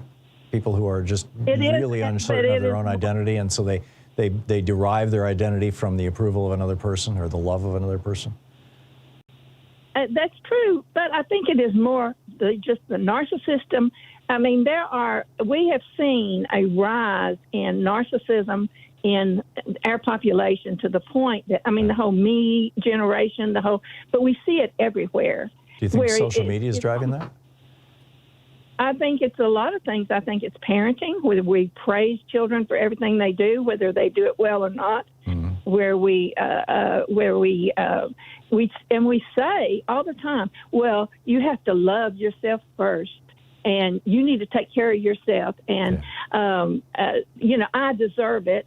I deserve better than somebody else. And we see it now with, I think, all of the followers of Trump, who is the most narcissistic person you can imagine. So it's contagious. And the people who, it is contagious. Yeah. It is very much contagious. Yeah. And the pathogen is hate speech, which becomes airborne when it's on the airwaves or wherever it is. Right. I think back to the pictures I've seen of Hitler and the mobs around him who were enthralled, but they picked up that hate. He was spewing the hate. Yep. I mean, even his spit spewing, and in rabies, the salama is carrying it. He was just spewing this hate, and it would just move through the whole crowd. And those people, and of course, they took to the streets and broke out the windows of the Jewish people and beat Jewish people in the streets, and people that. And this is the same pattern in every genocide that I have, a modern genocide that I have studied. Well, Barbara, forgive the interruption, but I do need to move along to other callers, and we've been talking for quite a while here. But I'm fascinated by this, and I have another question for you, if we can briefly discuss it. I believe it was Maria Gimbutas back 30, 40 years ago, maybe thereabouts. I think Rianne Eisler based a lot of her work, the Chalice and the Blade, on Gimbutas's work. And I think it was Gimbutas, if I'm remembering correctly, who pointed out that there was a major evolutionary divergence that led to chimpanzees and bonobos. And the chimpanzees actually practiced warfare and genocide against other chimp tribes, whereas the bonobos never did. They were far more interested in having sex and playing, and the chimps were more interested in having war. And we're, 97% of our DNA is chimpanzee. And we have very little bonobo in us. And I'm wondering to what extent this is just inescapable. This is just, this is what we're wired for. This arguably is even why we were able to develop, advanced civilizations and things that, the downside of it is that we keep killing each other. The upside of it is that we have indoor plumbing and, it's a modern technological society. What do you think of that? Well, I would agree with that, except that I have such wonderful admiration for Bruce Perry. Do you know who Bruce Perry is? Mm-hmm. He has done a lot of studies with children. Well, he has written a book called Born to Love. And in it, he says the opposite. He says we are hardwired to love. And he talks about all of the things that are innate. But that can be true too, can't we? I mean, can't we be hardwired to love, and yet, like bees, we can swarm as a mob? It's just like instinctive. Exactly.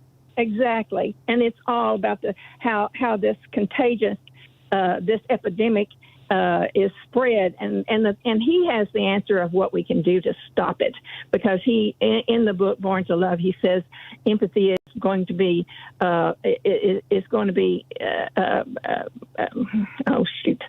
devolving, And if we don't start to change and basically change the messages we give to each other and particularly to our children. Yeah. Yeah, no, I totally get it. And Barbara, a fascinating conversation, and thank you for bringing your expertise to the program and your experience. This is a much bigger topic than I thought it was going to be when Louise and I were brainstorming this morning, you know, about talking about this. Barbara, thank you. Thank you. Appreciate the call. It's 44 minutes past the hour. It'll be 45 minutes past the hour in a few seconds. I'll be right back with more of your calls in just a moment.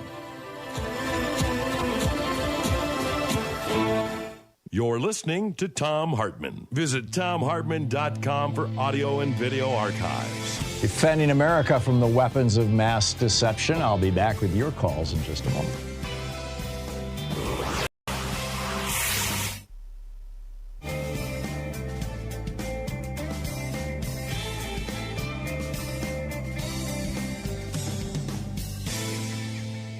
And welcome back, Mark in Rosendale, New York. Hey, Mark, what's on your mind today? Hey, Tom, how you doing today? Good. What's up?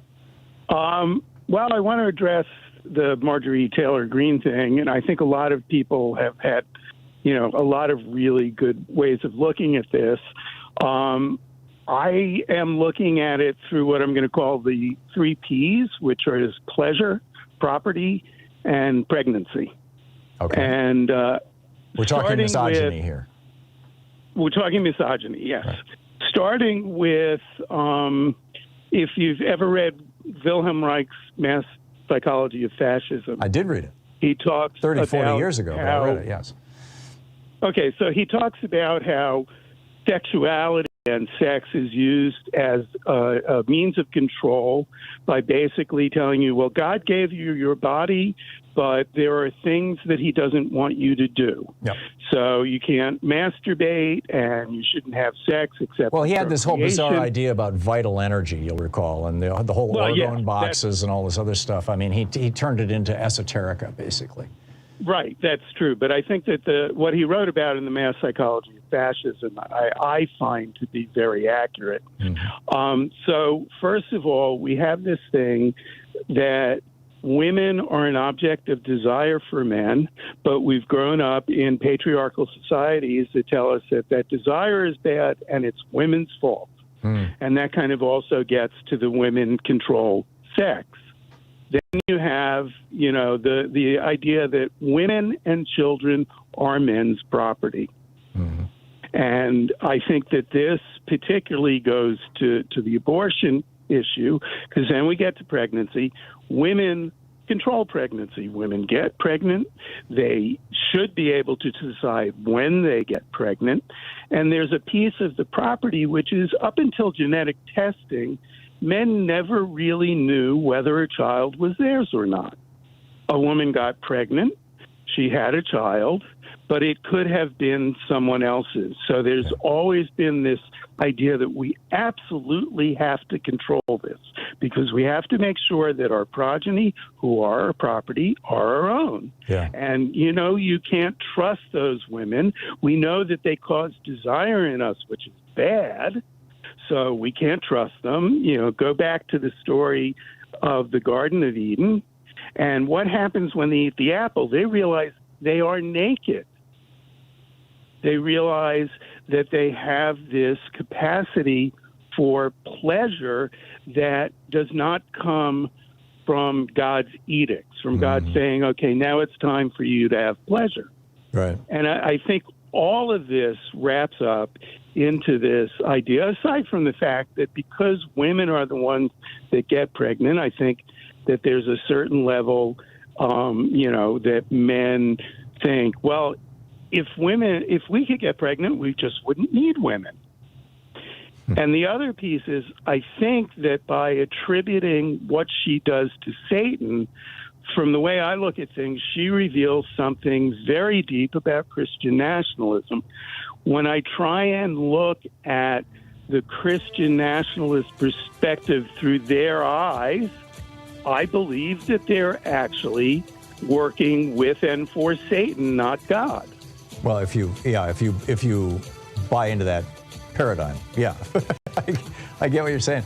Mark, thank you. Another great contribution to the dialogue, to the discussion. Fascinating. It's so cool to be here in the middle of all this. Thank you. We'll be right back.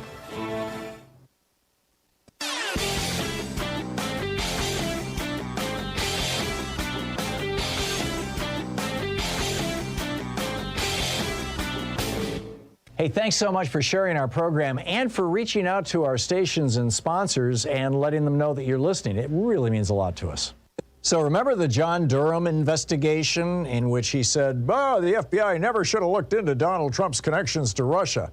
And I'm scratching my head going, how can he even think this? I mean, the guy that Donald Trump hired as his first campaign manager, Paul Manafort had taken $66 million from oligarchs associated with Vladimir Putin to install Viktor Yanukovych as the dictator of Ukraine. $66 million.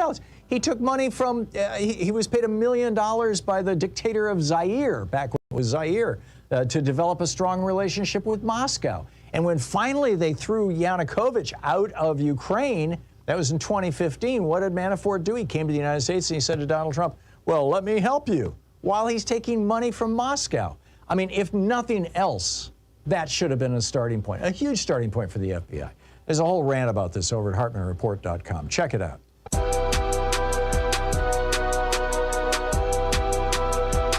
And welcome back. Picking up your calls here. Jeffrey in Shreveport, Louisiana. Hey, Jeffrey, what's on your mind today? Hey, I want to talk about Hillary Clinton, who was hated because she wouldn't say, she said she wanted to not sit in the White House and bake cookies. Lindsey Graham was on TV Sunday ranting and raving about her destroying phones with hammers, which is something that the GOP loves to say since 2015 or so. But it's not at all true. It is true. It is true. Oh. It's policy. It is policy when you get a new device, you know, and it's a secure device. You have to destroy the old one. You don't. Oh, I see. Yeah. Okay. But and in fact, Hillary Clinton wasn't doing it with a hammer. She was delivering them to, you know, the agency to be destroyed. But I get your point. Right. But there was a publication, a U.S. CERT, disposing of devices safely. Right. If you're abroad and you don't have access to a phone shredder or really a hard drive shredder, you can drill holes into the device. It also lists. You can destroy it with a hammer, but make sure the pieces are smaller. They have to be so this. Well, there's a regulation on how small enough that the memory doesn't survive. I get it. Right, and the thing about it is though, the danger of looking up this article though is that if that is no longer policy. It was policy in 2012, but now I guess the hammer thing might be a bit dangerous, and of course, people might be a little lazy and not destroy it enough. Yeah. So it's the same language now, you know. But it doesn't mention a hammer anymore. But again, the old article is still there. But no one ever comes back at Republicans and go, hey, look, you're supposed to destroy your old device. You don't just give it to your daughter or drop it into a Best Buy bin. Right. You have to destroy your old one. Yeah. So in other words, Lindsey Graham was going off with his typical hysteria over the weekend. I didn't catch it. I think that was on ABC. And he was doing it based on BS. He was essentially leaving out half the story, saying, you know, how dare she destroy these phones when actually she was supposed to. I totally get it. Jeffrey, I want to get some more calls in here before the end of the hour, but thank you. That was a great one. James in Seattle. Hey, James, what's on your mind today? Hi, how's it going? Good. What's up? I wanted to talk about why some men hate women, and I wanted to say that one thing that gives me hope when I think about our horrible situation of so much hate and misogyny is when I think in my own life about the strongest men I know, some of the most successful men I know, and when I look at history, invariably these men are partnered with some of the strongest women that are there and have the most respect. And, you know, FDR and Eleanor, Julius Caesar and Cleopatra, or President Obama and Michelle. Yep. And I think the strong men know that they need a strong woman to succeed. And when I think in my own life about guys who are sexist, it's invariably the same guys that hate trans people or they're racist and I think, it's weakness and it's unhappiness. And it's the same guys who want meek, submissive women as in their lives, as their wives or partners. Exactly. Yeah. Exactly. Yeah, that makes sense. So, that makes a lot of sense. Like the woman before who was talking about it as a sickness, and that it's contagious. Hopefully, it's contagious the other way too. I think so. I think respect for women and respect for strong women in particular these are cultural memes. Culture is contagious. You can't avoid it. So, yeah, excellent point. James, thank you for the call. From that James to this James. James in Greensboro, North Carolina. Hey, James, what's on your mind today? Hi, Tom. How you doing today? I've been wanting to say that to you all day. I actually live in High Point, North Carolina, and we have a baseball team named the High Toms. Oh, great. Okay, but anyway, what I wanted to talk to you about was the visas, the H-1B visas. Right, the work visas. I worked in the the work visas. I worked in electronics for about 37 years, and we started seeing people coming in with H-1B visas in the late 90s. Mm-hmm. What happens with those, it's not just the low pay. It's also the fact that when you have a citizen that's invited over and they are invited on a visa, they're not a citizen. So they turn out to be more compliant. They have diminished legal power because, they were invited over. They can be disinvited. Right. They won't participate in union activities because, they just do not want to get politically involved. Oh, yeah. And another thing also, you get these highly educated people that come over. And, what happens with people that are educated in the United States is, yes, they're an American citizen. They're highly educated. They know their rights. They know a lot of things that they should know in order to protect themselves. I totally get it.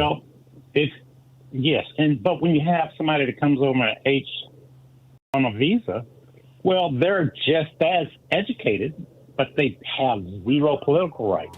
Right. And I get it.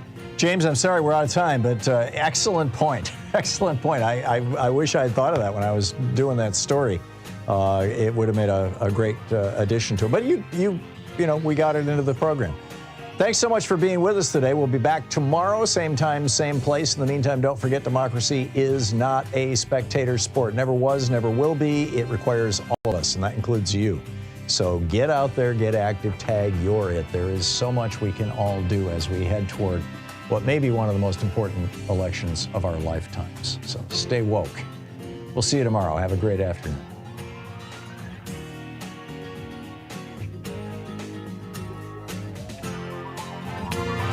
You've been listening to Thom Hartmann. For audio and video archives, visit thomhartmann.com.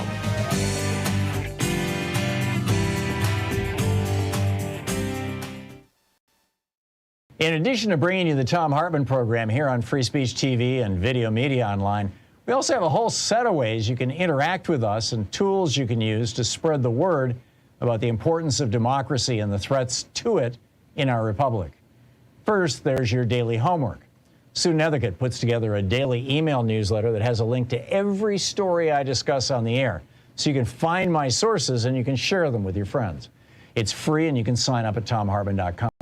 Second, I publish my daily take every day over at the hartmannreport.com website. That's also free if you want the daily 5 days a week rant in your inbox. No ads either. Third, we have the podcasts. There's the free 1-hour version of our daily show that's advertising supported. You can find that wherever you get your podcasts normally. And then there's also the podcast of the entire 3-hour show with no advertisements, and that's available by subscription over at thomhartmann.com. So check them all out at thomhartmann.com and hartmannreport.com.